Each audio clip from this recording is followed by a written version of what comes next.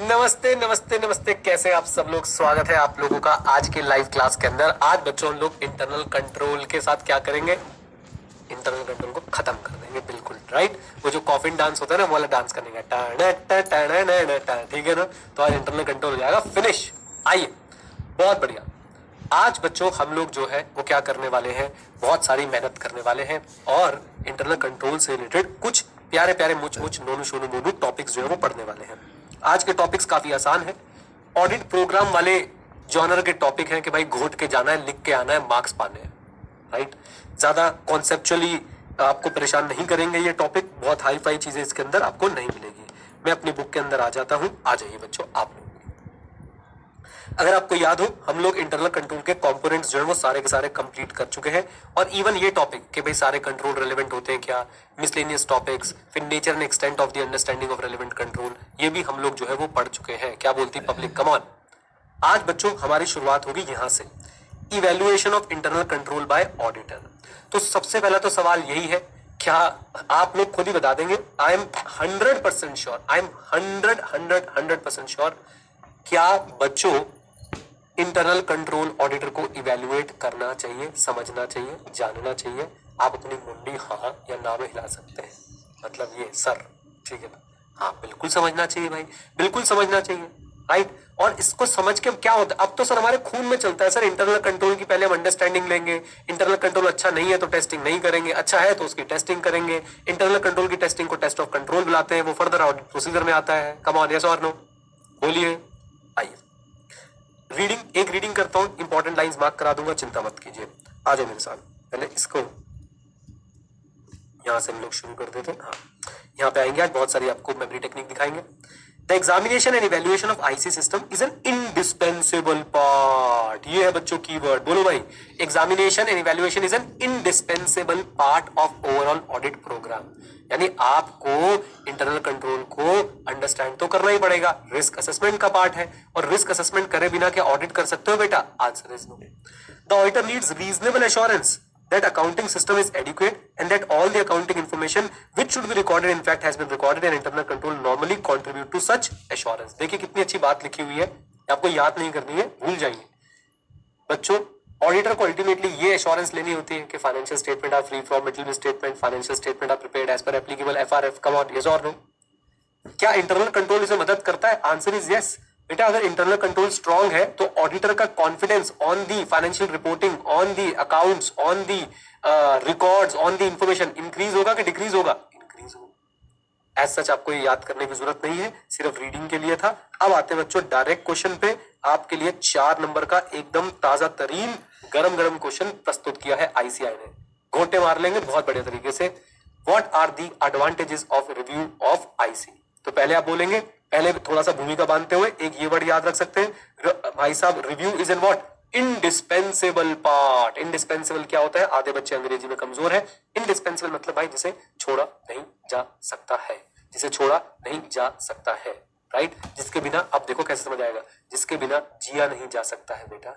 Indispensable part, जैसे वो तुम्हारे जीवन का इंडिस्पेंसेबल पार्ट है, वैसे ही इंटरनल कंट्रोल की evaluation and examination audit programme का एक इंडिस्पेंसेबल पार्ट है। अब इसके एडवांटेजेस क्या होते हैं? सीधा बच्चों 4 नंबर का क्वेश्चन आएगा, सीधा। तैयार हो? बोलो हाँ के ना। बहुत बढ़िया। तो अब मैं आपको इसको याद कैसे कराऊंगा। देखो बहुत सिंपल सी बच्चों, मैंने यहाँ पे एक स्टोरी बना रखी है और हमारे इंटरनल कंट्रोल को इवैल्यूएट करने कौन आए हैं? सबके फेवरेट, दिल्ली वालों के मसीहा, वो है अरविंद केजरीवाल। केजरीवाल केजरीवाल।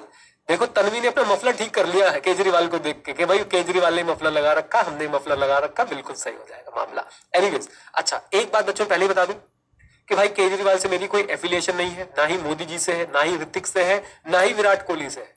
हमें तो बस एक ही चीज आती है, बच्चों को याद कैसे कराना है। उसके लिए हमें किसी का भी कोई भी मेमोरी टेक्निक बनाना पड़े हम बनाएंगे। तो इन केस आप केजरीवाल फैन है तो भाई प्लीज ऑफेंड मत होना। वैसे तो यही कितनी बड़ी आयरनी है, केजरीवाल फैन है, एक ने मफलर डालना शुरू कर दे। वेरी गुड अमित भाई, वेरी गुड। और अगर आप केजरीवाल को हेट करते हैं तो भी भाई ज्यादा खुश मत होना कि देखो मास्टर भी हमारे साथ है। मास्टर सिर्फ पढ़ाने के साथ है। ओके, आ जाओ, आओ बच्चों। अरे यार कहाँ कन्नौजिया जी, कहाँ गए हमारे कन्नौजिया जी? तुम्हारी फोटो ही चली गई यार, मैं तो हाईलाइट करने वाला था उसको। कहाँ गए कन्नौजिया जी? बिल्कुल एकदम मस्त भाई ने जो है कंबल लपेटा था, वो सॉरी अपना ये मफलर लपेटा था। रहा मुझे, खैर कोई बात है। अरे आ गए आ गए आ गए, ये देखिए ये है बच्चों, ये है फील लेके पढ़ने वाले बच्चे। देखो कतई केजरीवाल लग रहा है कि नहीं लग रहा तुम लोगों को, बता दो तुम मुझे, है ना। आ जाओ, चलो खैर वापस आ जाते हैं बच्चों और देखने की कोशिश करते हैं कि हमारे पास क्या स्टोरी है। तो देखो भाई, पहले मैं आपको कीवर्ड्स जो है वो याद कराने वाला हूं। कीवर्ड्स मैंने यहाँ पे सारे रेड से मार्क भी कर रखे हैं, मैं आपको याद भी करा दूंगा, राइट। फिर मैं आपको समझा भी दूंगा।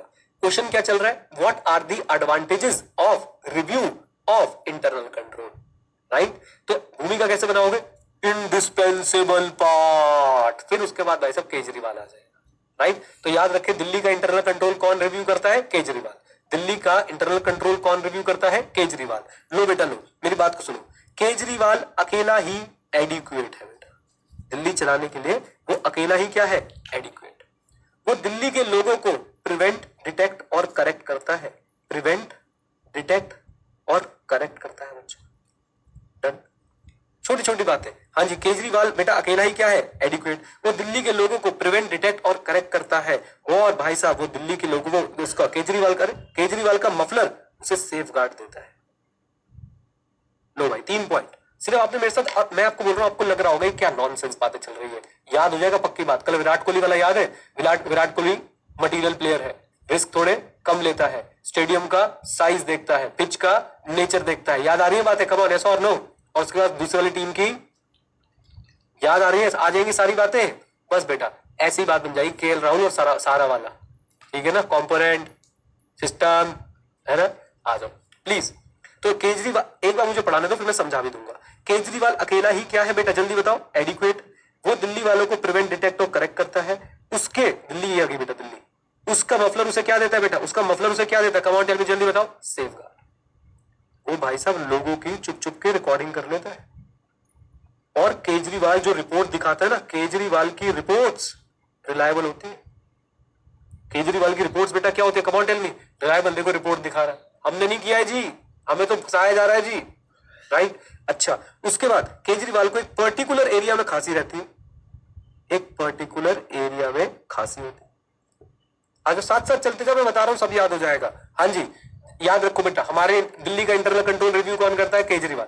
केजरीवाल अकेला ही एडिक्वेट है। वो दिल्ली वालों को इंडिया गेट, प्रिवेंट, डिटेक्ट और करेक्ट करता है। उसका मफलर उसे सेफ गार्ड देता है। याद हो रही है बातें, कम ऑन टेल मी, जल्दी बताओ। वो लोगों की क्या कर लेता है, रिकॉर्डिंग कर लेता है। उसकी रिपोर्ट्स कैसी होती है, रिलायबल होती है। उसे एक पर्टिकुलर एरिया में क्या होती है बेटा, खांसी होती है। मनीष सिसोदिया उसका इंटरनल ऑडिट डिपार्टमेंट संभालता है। कुमार विश्वास उसे सजेशंस देते थे। हाँ जी, कुमार विश्वास उसे सजेशंस देते थे, right. Internal audit department and suggestion. जो बच्चे इनको नहीं जानते, ये जेल में है, ये पार्टी छोड़ के जा चुके हैं।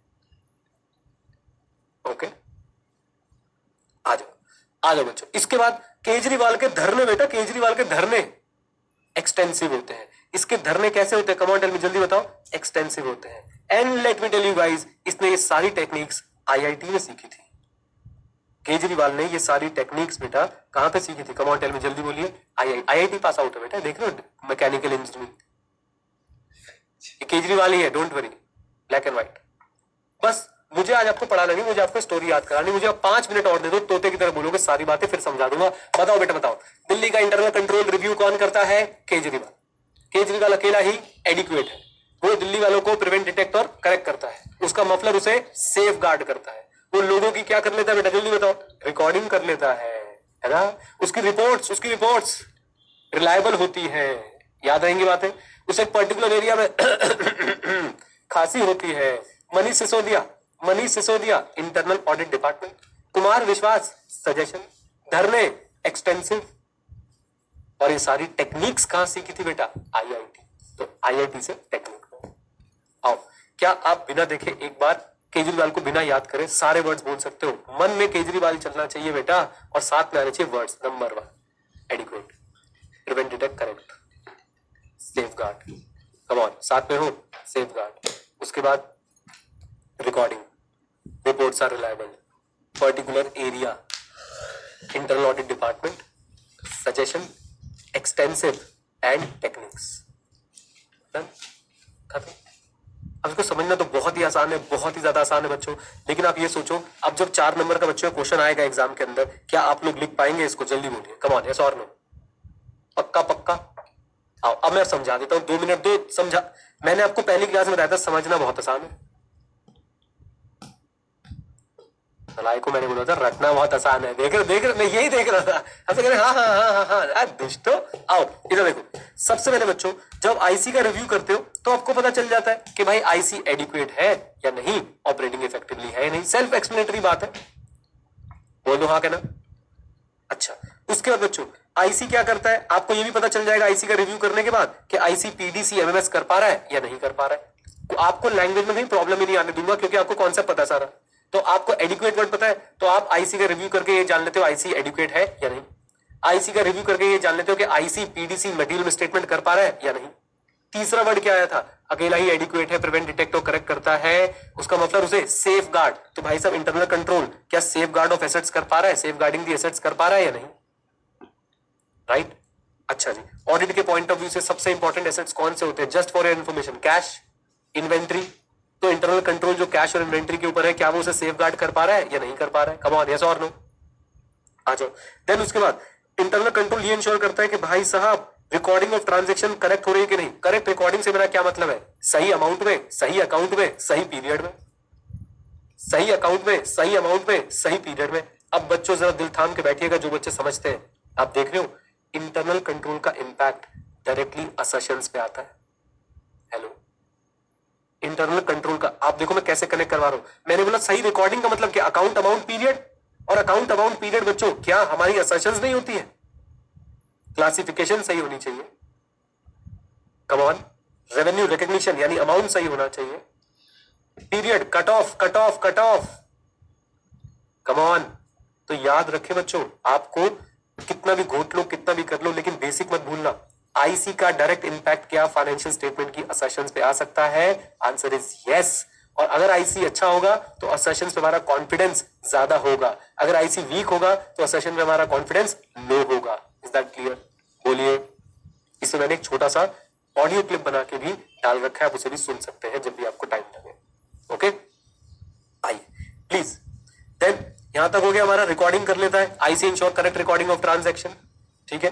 फिर क्या था बच्चों, उसकी रिपोर्ट्स क्या होती है, रिलायबल। आईसी को चेक करके आप ये पता लगा सकते हो कि मैनेजमेंट जो आपको रिपोर्ट्स देती है, सर्टिफिकेट्स देती है, रिलायबल है या नहीं। फिर पर्टिकुलर एरिया में खासी होती है, पर्टिकुलर एरिया में याद रखें बच्चों, ये भी आप लोग मुझे बता दोगे, क्या एक्स्ट्रा आईसी होने के कारण, क्या एक्स्ट्रा आईसी होने के कारण बच्चों क्या हमारी डे टू डे वर्किंग सफर करती है, अगर आईसी कुछ ज्यादा ही हमने लगा दिए। चैट ओपन कर दिया मैंने, कम ऑन, यस। तो एक बात तो मुझे विश्वास हो गई है कि कॉन्सेप्चुअली आप लोग भाई बहुत आगे निकल चुके हो। अब बचा सिर्फ टेक्स्ट पढ़ना, वो हम पढ़ लेंगे। तो इंटरनल कंट्रोल का रिव्यू करके, इंटरनल कंट्रोल का रिव्यू करके बच्चों आपको ये मिलती है, पता चल जाता है कि किसी एरिया में कहीं आईसी ज्यादा तो नहीं है, कहीं आईसी कम तो नहीं है, किसी पर्टिकुलर एरिया में कहीं आईसी ज्यादा तो नहीं है, कहीं आईसी कम तो नहीं है। जब भी अटक जाओ इसमें एक्सेसिव में, याद रखो घर के गेट पे एक ताला लगाया ओके, 2 लगा दिया चलो ठीक है, अब आपने 10 ताले लगा दिए भैया चेक कराओ जाके। Hello, right. तो एक्सेसिव आईसी के बारे में पता चल जाता है, और एक्सेसिव आईसी से हो सकता है कंपनी को लॉस हो रहा हो सकता है कंपनी की परफॉर्मेंस थोड़ी सी हिंडर हो रही हो, यानी रुक रही हो, इंपीड हो रही हो, इंपेयर हो रही हो। आ जाओ। देन उसके बाद effective internal audit department operation में है कि नहीं। आईसी की चेकिंग से, आईसी के इवैल्यूएशन से आपको इंटरनल ऑडिट डिपार्टमेंट का ही पता चल जाएगा। कनेक्ट करवाता हूं, इंटरनल ऑडिट डिपार्टमेंट का एक मेन रोल क्या होता था, आईसी को मॉनिटर करना, कम ऑन यस और नो। जब आप आईसी को चेक कर रहे होंगे तो ऑब्वियसली आपको इंटरनल ऑडिट डिपार्टमेंट के बारे में भी पता चल जाएगा। फिर सजेशंस दे सकते हैं मैनेजमेंट को इंप्रूव करने के लिए। क्लास 1 में आपको बता दिया गया था बच्चों, क्लास 1 में ओपिनियन तो नहीं देना लेकिन सजेशन दे सकते हैं क्या, answer is yes. Last class में शायद एक बच्चे ने बहुत अच्छी बात भी बोली थी, जब सजेशन दे ही रहे हो तो वो ओपिनियन ही हो गया ना। नहीं बेटा, याद रखना, मैं सजेशन देते समय भी ये लिखूंगा कि ये ओपिनियन नहीं है, ये वो गलतियां हैं जो ऑडिट करते समय मिल रही थी और उन पे मेरा सजेशन है, ये ओपिनियन नहीं है। Hello, okay. और याद कराऊं, और आपको कनेक्ट कराऊं बच्चों, याद करो हमारे पास भाई साहब कितने तरह की सर्विस थी, एक थी एश्योरेंस, एक थी अदर्स। एश्योरेंस एक थी फाइनेंशियल इंफॉर्मेशन पे और एक थी अदर देन फाइनेंशियल इंफॉर्मेशन पे। अगर इंटरनल कंट्रोल पे ओपिनियन दूंगा तो भाई अदर देन फाइनेंशियल इंफॉर्मेशन पे एश्योरेंस दूंगा, और उस पे कौन से वाले स्टैंडर्ड लगाओगे जरा मुझे बताना। तो जरा मुझे बताओ भक्तजनों, मुझे पता था पहला आंसर आया SRS. SRS SAE नलायक, SAE SRS होता है रिलेटेड सर्विस, SRS होता है किस पे, SRS होता है अदर देन एश्योरेंस पे, compilation engagement, agreed upon procedure. ये तो तुम्हारा मास्टर कितना बेचारा शरीफ आदमी है जो रिपीट कर देता है तुम्हारे लिए हर चीज को, तुम तो भूल भूल के नुकसान कर दो मेरा। ये कौन कह रहा है सर टेस्ट लो हमारा फ्राइडे को चैप्टर 1 का देखी जाएगी, है सही में? चलो ठीक है ठीक है। एक बच्चा बोल रहा है कौन का क्या करते हो, बाल तो है नहीं। नितिन बोल रहा है बात, बेटा मेरे तो है, तुम अपने चेक करा लो। आओ, वो तुम्हें पढ़ाता नहीं हूं, अब इसके पीछे तुम्हें प्रॉब्लम बताऊंगा, तुम बोलोगे सर क्लास में कैसी कैसी बातें करते हो। सुन लो जरा, लोगों के सर पे यहाँ पे एक चक्कर होता है, मेरे 2 है। तुम बाल बढ़ाते हो ये ऐसे खड़े हो जाते हैं, फिर बच्चे डिस्ट्रैक्ट होते हैं। एक बच्चे लिटरली क्लास में टोक दिया, सर वो बाल आपके पीछे खड़े होते हैं ना, वो हमें बहुत डिस्ट्रैक्ट करते हैं, इसलिए मैं छोटे करके रखता हूँ। सच में यहाँ पे 2 चक्कर, बस पड़ गई ठंड।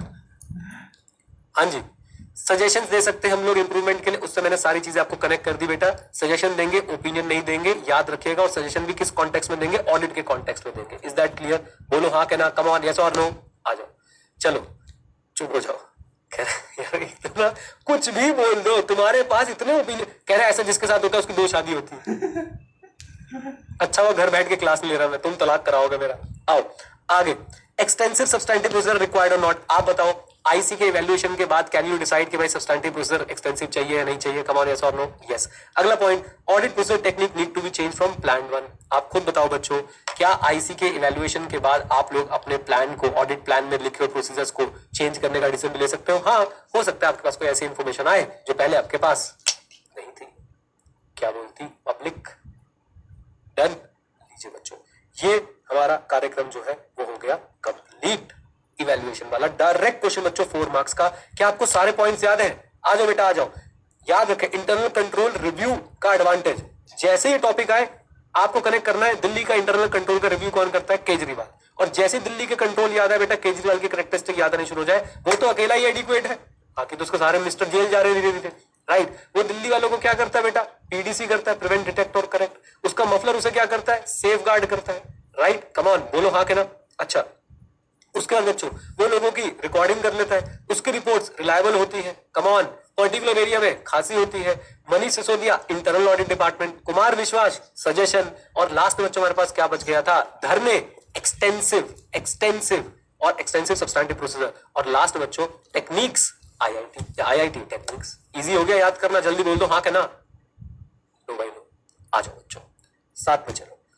ये पार्ट एक बार सब बच्चे अखिलेश का नाम ले और कट कर दीजिए।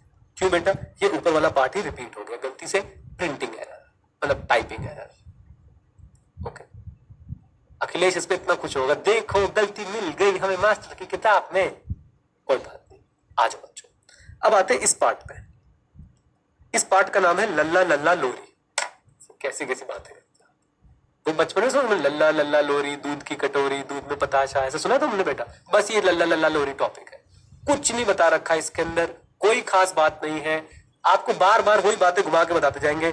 ऑडिटर अपना पूरा ऑडिट प्रोग्राम बना सकता है तभी जब वो अंडरस्टैंडिंग ऑब्टेन कर ले इंटरनल कंट्रोल की। हमें पता है ये बात भाई, इंटरनल कंट्रोल की अंडरस्टैंडिंग आ गई, अब वो आगे के स्टेप्स डिजाइन करेगा। कम ऑन, यस और नो?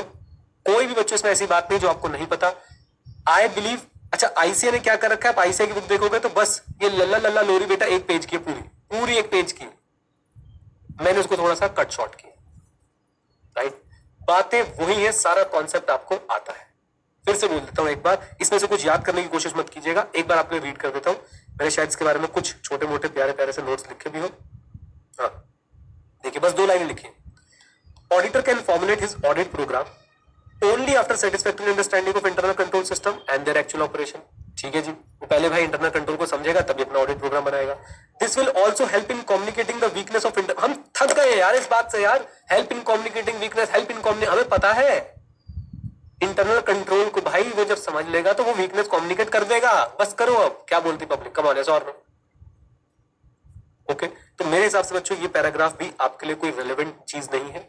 इसके अंदर एक एग्जाम्पल दे रखा है, वो थोड़ा सा हाईली टेक्निकल एग्जाम्पल है, मैं आपको फिर भी बता दूंगा और आप सब लोग जवाब देंगे। और देखना बच्चों, अगर आप सच में थोड़ा सा कॉन्सेप्ट यूज करोगे, मैं टेलीग्राम पे पोल कराऊंगा इसका, मैं जानना चाहता हूं कि आपकी अंडरस्टैंडिंग कितनी है। 2 मिनट रुक जाना, भागना मत, है मुझे जवाब देना है, मुझे जवाब देना है। अपने आपको माइंड में पहले प्रोसेस कर लेना, उसके बाद जवाब देना। मैं पोल बनाने की कोशिश कर रहा हूं, सुनो। अगर बच्चों, अगर मेरे प्यारे प्यारे बच्चों इंटरनल कंट्रोल वीक लग रहे हैं, इंटरनल कंट्रोल वीक लग रहे हैं, रिस्क ऑफ मल्टीपल स्टेटमेंट ज्यादा लग रहा है, मैं फिर भी टेस्ट ऑफ कंट्रोल करना चाह रहा हूं, मेरी मर्जी है, मैं चाह रहा हूं टेस्ट ऑफ कंट्रोल करना। अब आप मुझे बताना कि अब ऐसे केस में आप बच्चों टेस्ट ऑफ कंट्रोल अगर करोगे तो आप इंटरिम प्लस ईयर एंड करोगे या ओनली ईयर एंड करोगे? आप इंटरिम प्लस ईयर एंड करोगे, यानी कि इंटरिम में खूब सारा, ईयर एंड पे थोड़ा सा, सेटिस्फेक्शन आ जाएगी, या फिर बिल्कुल एकदम डिटेल में जाके ईयर एंड में आप लोग टेस्टिंग करेंगे? मैं फिर से क्वेश्चन बोल देता हूं, मैंने क्विज डाला नहीं है, मैंने कुछ डाला नहीं, मैं फिर से बोलता हूं, सुनो मुझे, पहले सुन लेना, प्रोसेस कर लेना अच्छे से। आपको रोडम ज्यादा लग रहा है, आप टेस्ट ऑफ कंट्रोल करने जा रहे हैं, आप इस समय टेस्ट ऑफ कंट्रोल की अप्रोच क्या रखोगे? डिटेल्ड ईयर एंड और interim plus little bit of year and. Detailed year and मतलब आप डिटेल्ड ईयर एंड में जाओगे या फिर interim plus little bit of year and पे जाओगे? मैंने क्विज मोड कर दिया बच्चों, इसको राइट आंसर में मार्क कर रहा हूं, रोडम ज्यादा है, जाइए वोट कीजिए। मैंने अच्छे से क्वेश्चन फॉर्मुलेट करने की कोशिश करी है।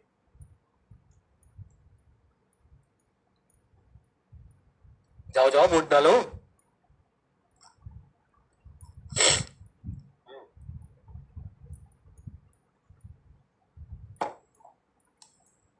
कोई दिक्कत नहीं बच्चों, कोई दिक्कत नहीं है, स्ट्रेस मत लेना, बेसिक कॉन्सेप्ट याद रखो। चलो पहले मैं आंसर बता देता हूं, फिर आंसर चेक करेंगे। मेरे हिसाब से बच्चों जब रोमन ज्यादा होता है तो हम ईयर एंड पे टेस्टिंग करना ज्यादा पसंद करते हैं डिटेल में। क्या बोलती पब्लिक? आओ जरा देखते हैं किस तरह की वोटिंग जो है हमारे पास आई है डिटेल्ड ईयर एंड।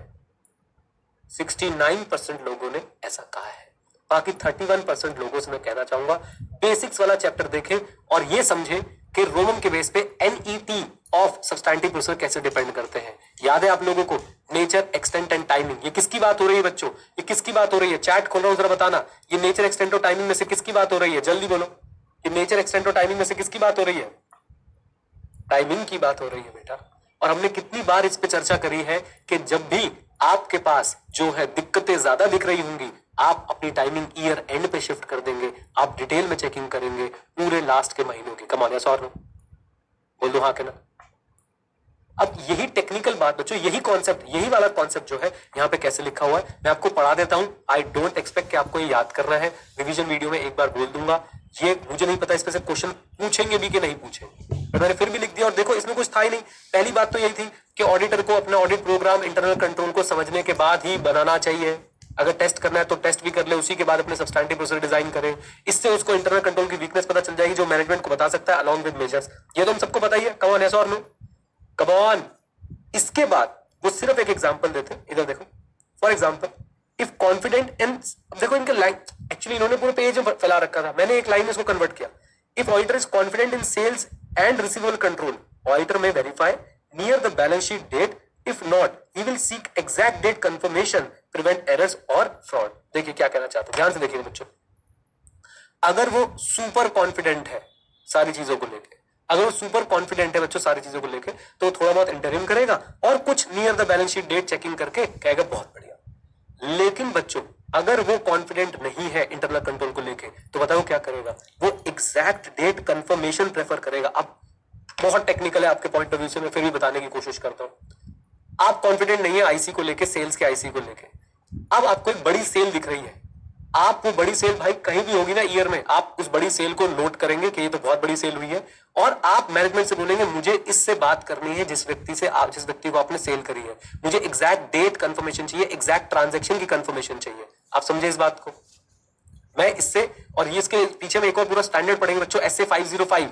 हम लोग जो है उस डेटर को चिट्ठी लिखेंगे कि आपको इतनी बड़ी सेल हुई थी क्या, आप हमें जरा सेल के टर्म्स भी कंफर्म कर दीजिए। Is that clear?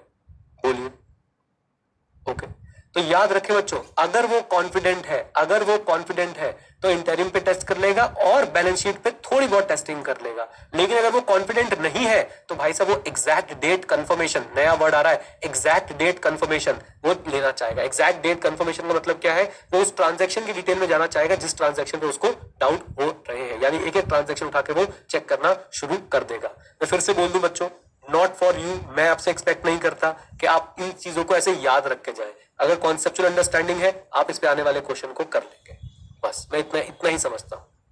Is that clear? बोलिए। इस लाइन को बच्चों थोड़ा सा ऐसे समझिएगा जो मैंने बोला। ये देखो बच्चों, इसको मैं फिर से अंडरलाइन कर देता हूं, कहीं इस पे एग्जांपल ना पूछ ले। If confident in sales and receivable control, यानी ऑडिटर को कॉन्फिडेंस है भाई साहब सेल और रिसीवेबल कंट्रोल पे, ऑडिटर में verify balances near the balance sheet date, वो बैलेंस शीट डेट पे थोड़ी बहुत चेकिंग करके खुश हो जाएगा। And if not he will seek, वो क्या सीक करने वाला है जल्दी बताओ, exact date confirmation to prevent the errors और फ्रॉड। यानी कि अगर उसको भाई साहब डाउट है सेल्स पे इंटरनल कंट्रोल जो है, या फिर आपके अकाउंट्स रिसीवेबल पे जो इंटरनल कंट्रोल है उसको लेके अगर डाउट है, तो अब वो एग्जैक्ट डेट कंफर्मेशन लेगा, यानी वो एक एक ट्रांजेक्शन को उठा के डिटेल में चेक करने की कोशिश करेगा। अब एक एक ट्रांजेक्शन जब मैं बोल रहा हूं तो बेटा मतलब मटीरियल ट्रांजेक्शंस को उठा के, नॉट एवरी ट्रांजेक्शन, क्योंकि ऑडिट में हम सारी ट्रांजेक्शन तो चेक कर ही नहीं सकते हैं। Is that clear? बोलिए, आ जाओ जी। तो इस टॉपिक से बच्चों सिर्फ ये 2 लाइनें और एक लास्ट मैंने आपको इसलिए पढ़ा दिया, कहीं भाई आईसीआई आपसे करेक्ट इनकरेक्ट में या कुछ ऐसा ना पूछ ले, तो आपको आना चाहिए। डन, आ जाओ। देन चैप्टर की आखिरी सा से शुरू बच्चों, इवैल्यूएशन ऑफ इंटरनल कंट्रोल क्यों करना चाहिए हमें पता है। अब हम सीखने जा रहे हैं मेथड्स क्या है इवैल्यूएशन करने के। 4 मेथड्स है बच्चों, ये है 5 star questions, 5 star 5 star 5 star, please बच्चों मार्क कर लो। ट्रिपल ए आएगा आएगा आएगा, नागिन रूप बदल बदल के आएगा, दिलजीत बेटा दिलजीत, पंचतारा, करण अर्जुन, मेरे करण अर्जुन आएंगे। तो प्लीज इस टॉपिक को बिल्कुल मत छोड़िएगा, सारे के सारे मैं कवर कराऊंगा। बहुत आसान है, काइंड ऑफ ऑडिट प्रोग्राम की तरह है, हर चीज में 4-4 5-5 पॉइंट याद रखने, काम हो जाएगा। ओके, बोलिए, आ जाओ बच्चों आ जाओ। टॉपिक क्या चल रहा है, evaluation of IC bye auditor. क्या इवैल्यूएशन करना चाहिए? बिल्कुल करना चाहिए जी, बिल्कुल करना चाहिए। इवैल्यूएशन करने के बाद ही अपना प्रोग्राम डिटेल में बनाओ। इवैल्यूएशन करके आपको डेफिशिएंसी मिलती है वो मैनेजमेंट को बताओ, लेकिन याद रखिएगा वो हमारा ओपिनियन नहीं है, वो सिर्फ और सिर्फ हमारी हमने जो डेफिशिएंसीज मिली थी हमने वो बता दी। इवैल्यूएशन के फायदे क्या होते हैं मैंने आपको यहां पे समझा दिए हैं। आईसीआई कुछ और भी बातें कहना चाह रहा था, वो भी आपको एक्चुअली वो पुरानी बातें रिपीट करना चाह रहा था, वो भी पढ़ ली है। साथ में बस एक एग्जांपल मैंने आपको बता दिया है कि अगर इंटरनल कंट्रोल को लेके आप कॉन्फिडेंट हैं तो आप लोग क्या करने वाले हैं। इंटरनल कंट्रोल को लेके आप कॉन्फिडेंट हैं तो आप थोड़ा सा इंटरिम पीरियड उठाएंगे और साथ में लास्ट में बैलेंस शीट डेट पे चेकिंग करेंगे। और अगर कॉन्फिडेंट नहीं है तो आप एग्जैक्ट डेट कंफर्मेशन, यानी कि आप एक एक ट्रांजेक्शन जो आपके सैंपल में आई है, जो मटीरियल है, उसको डिटेल में चेक करना चाहेंगे। Is that clear? Obviously sample size भी आप लोग बढ़ा देंगे उस केस में। आइए अब आते बच्चों इन चीजों के ऊपर। 4 है बच्चों, 4। सबसे पहला हमारे पास जो इस टूल को टूल ना कह के मैं बोलूंगा मेथड्स, 4 मेथड्स है। पहला है बच्चों नैरेटिव रिकॉर्ड्स। आप मुझे देखिए और समझिए, इधर देखिए। नैरेटिव रिकॉर्ड्स में क्या होता है, ऑडिटर क्लाइंट प्लेस पे जाएगा और साथ में अपने पास एक रजिस्टर और एक पेन उठा लेगा और इंटरनल कंट्रोल को देखता जाएगा और लिखता जाएगा। अच्छा ऐसे होता है, ऐसे होता है, ऐसे होता है।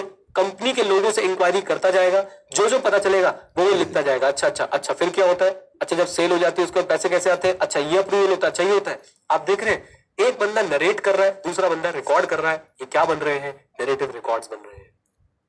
Simply speaking description of the internal control हम लोग लिखने की कोशिश कर रहे हैं in detail. Description of the internal control हम लोग लिखने की कोशिश कर रहे हैं in detail. Is that clear? बोलो हाँ करें, बोलो। लीजिए अब इतना सा ही पढ़ के जाना है बच्चों, डायरेक्ट 4 नंबर आ जाएंगे आपके, सीधा 4 नंबर मिलेंगे आपको। आओ मेरे साथ जरा जुड़ो। हाँ जी, narrative records, complete and exhaustive description of IC system. Complete and exhaustive description of IC system. अच्छा जी, developed after testing and observation. आप टेस्ट करते रहे, ऑब्जर्व करते रहे, पूछताछ करते रहे, आपने जो जो देखा आईसी के बारे में वो सब आपने नरेशन की फॉर्म में लिख दिया। Is that clear? बोलिए। अच्छा जी, दोबारा से, complete and exhaustive description developed after testing and observation. कहां पे रिकमेंडेड है, वेरी इंपॉर्टेंट बच्चों, करेक्ट इनकरेक्ट के पॉइंट ऑफ व्यू से नैरेटिव रिकॉर्ड्स कहां पे रिकमेंडेड है, जहां पे फॉर्मल आईसी ना हो या फिर स्मॉल बिजनेस। अब आप बात करें एडू 91 की, यहाँ फॉर्मल आईसी नहीं है, यहाँ व्हाट्सएप पे अप्रूव हो जाता है। यार इस बच्चे को ना बड़ी दिक्कत हो रही है, ये लो अप्रूवल कर दो भाई, इसका काम जल्दी से, राइट। लेकिन जहां फॉर्मल आईसी हो, जहां फॉर्मल आईसी हो, यानी कि भाई साहब हायरार्की पूरी डिफाइंड हो, पहले इससे बात होगी फिर उससे बात होगी, पहले इसको मिल जाएगा उसको मिल जाएगा, वहां पे नैरेटिव रिकॉर्ड्स काम नहीं करेंगे। क्यों नहीं करेंगे आप सोचो, आप रिलायंस के इंटरनल कंट्रोल के नैरेटिव रिकॉर्ड्स ले पाओगे कभी? बेटा दाढ़ी में ऐसे इतनी बढ़ जाएगी, ऑब्वियसली लड़कों की, राइट। तो याद रखें बच्चों, कि आप बड़ी ऑर्गेनाइजेशन में जाके आप नैरेटिव रिकॉर्ड्स नहीं लिख सकते हो। आप वहां जाके नैरेटिव रिकॉर्ड रखोगे जहां पे थोड़ा सा इनफॉर्मल आईसी है, स्मॉल एंटरप्राइजेस है। Is that clear? बोलिए हाँ के ना। आप विजुलाइज कर पा रहे हैं? साथ साथ नैरेटिव रिकॉर्ड्स है क्या? आप आईसी को देख रहे हैं, उसके बारे में लिख रहे हैं, कुछ आईसी में टेस्टिंग करी, उसके बारे में भी लिख दिया, यानी कि आपने एक एग्जॉस्टिव डिस्क्रिप्शन बना दिया कागज पे लिख लिख के भाई साहब आईसी का। बड़ी कंपनी में ये पॉसिबल ही नहीं है। Is that clear? बोलिए आ जाओ। इस पॉइंट पे बच्चों स्टार मार्क कर रहा हूं, करेक्ट इनकरेक्ट में क्वेश्चन पूछ लेंगे आपसे। और मैं तो बच्चों आप लोगों को एक होमवर्क दे रहा हूं, जो जो टॉपिक में इंपॉर्टेंट मार्क कर रहा हूं प्लीज उनको लिख लो एक जगह पे, प्लीज उनको अलग से लिख लिया करो, जो जो टॉपिक में इंपॉर्टेंट बोलता हूं। ये सबके लिए होमवर्क है, राइट? भगवान ने चाहा, मैं ये नहीं बोल रहा गारंटी है, याद रखिएगा, रीजनेबल एश्योरेंस भी नहीं है भाई, मॉडरेट एश्योरेंस है, ठीक है ना? तो आपका 50-60% पेपर इन्हीं टॉपिक से आ जाएगा। अब बताओ इससे बड़ी बात और क्या बोलूं? लेकिन अगर तुमने कहीं ये क्लेम किया कि हम सिर्फ यही पढ़ के जा रहे हैं जो मास्टर ने इंपॉर्टेंट मार्क करा दिए थे, मैंने जान निकाल दी नहीं तुम्हारी, मैं सीधा बोल दूंगा ये हमारा लड़का नहीं है। पढ़ना सब कुछ है बेटा, लेकिन इन टॉपिक्स पे ज्यादा फोकस रखना है। Is that clear? चलिए करेक्ट इनकरेक्ट हो जाए जरा एक। Narrative records are suitable for complex organisations. Correct और incorrect? Come on tell me, जल्दी बताओ, करेक्ट और इनकरेक्ट। चैट ओपन कर रहा हूं, करेक्ट और इनकरेक्ट? इनकरेक्ट, ठीक है ना? ठीक है ना? तो ये बातें बच्चों आपने अपने माइंड में रखनी है कि इस तरीके से जो है आपसे क्वेश्चंस पूछे जा सकते हो, तभी मैं बोल रहा हूं कि इनको इंपॉर्टेंट मार्क करके चलो। डिसएडवांटेज क्या है भाई साहब? डिसएडवांटेज ये है कि नैरेटिव रिकॉर्ड्स आईसीए के स्टडी मटेरियल की तरह होते हैं, डिफिकल्ट टू अंडरस्टैंड। आपने पोथियां भर दी भाई साहब, भर भर के ले आओ सारे डिटेल, सब ये भी डाल दे, एसीसी से भी उठा ले, सीएफए से भी उठा ले, सीपीए से भी उठा ले, दुनिया जहान में जहां से ऑडिट का जो दिखे उठा के फेंक दे इसके सिलेबस के अंदर। भाई साहब it becomes difficult to understand. बोलो हाँ के ना? And when it is difficult to understand, weakness locate करना भी क्या हो जाएगा? मुश्किल। और जब भाई साहब आप सोचो, आपने नैरेटिव रिकॉर्ड्स बना रखे, इट्स जस्ट लाइक आपने ऐसे चीजें लिखी हुई हैं, तो उसके अंदर बीच में कुछ चेंज करना पड़ गया, ओहो इसको भी हटाओ, इसको भी हटाओ, इसको भी हटाओ, आपको उन नैरेटिव रिकॉर्ड्स को चेंज करने में बड़ी दिक्कत होगी। सर ऐसे थोड़ा होता है, वो तो टाइपिंग करके बनाए होंगे ना। हाँ बनाए होंगे, लेकिन किसका कनेक्शन कहां हो रहा होगा, किस बात का कनेक्शन कहां पे हो रहा होगा, सेल्स का रिकॉर्ड कैसे अकाउंट्स रिसीवेबल के इंटरनल कंट्रोल से जुड़ रहा होगा, ये सब चीजें स्टैब्लिश नहीं हो पाएगी और आप लोग चेंजेस जो है वो कॉम्प्रिहेंसिवली नहीं कर पाएंगे। इट्स जस्ट लाइक कि वो बोलते जा रहे थे, आप लिखते जा रहे थे, जो आपको दिख रहा था आप लिखते जा रहे थे, आपने सब चीजें लिख दी, किसी ने कोई कनेक्शन नहीं बनाया। आपने ऐसा नहीं किया कि सेल्स वाला सब कुछ एक साथ लिखा, आपने परचेज वाला सब कुछ एक साथ लिखा, नहीं, जब जब जो जो दिखता गया तब तब सौ लिखता गया। हेलो, तो ये बच्चों इसकी 3 डिसएडवांटेज है। ये क्वेश्चन बच्चों 4 नंबर का आएगा। 3 डिसएडवांटेज क्या है? Difficult to understand the system, difficult to identify the weakness in the system and difficult to incorporate what? Come on, incorporate what बेटा? चेंजेस। क्या याद कर पाएंगे? जल्दी बोलिए। 4 नंबर बच्चों, 4 number. What do you mean by narrative record? तो narrative record is one of the methods of evaluating the internal control. What happens in this method? हम लोग बनाते हैं detailed, exhaustive, comprehensive description of IC system. Done? कब develop करते हैं? After testing and observation. Recommended किसके लिए है? जहां फॉर्मल आईसी ना हो, छोटी ऑर्गेनाइजेशन हो। डिसएडवांटेज तो बहुत सारी है भाई साहब, आईसी का study material difficult to understand, right. दूसरी बात हमारे पास क्या है भाई साहब? आइडेंटिफाई, वीकनेस आइडेंटिफाई करने में दिक्कत होती है। और तीसरी बात, चेंज को इनकॉर्पोरेट करने में दिक्कत होती है। 4 नंबर पक्के। करेक्ट इनकरेक्ट में भी आ सकता है। आ जाओ दूसरे मेथड पे चलते हैं। बस बस बस बस 4 मेथड से बच्चों एक हो गया। दूसरा मेथड और भी आसान, चेकलिस्ट। मैं तो बच्चों मैं इसको ना, मैं चेकलिस्ट मेथड के लिए कुछ करना चाहता हूं, कुछ तो कर पाऊं मैं इसके लिए, कुछ अच्छा सा करना चाहता हूं बच्चों इसके लिए। ढूंढ रहा हूं, मिल जाए तो।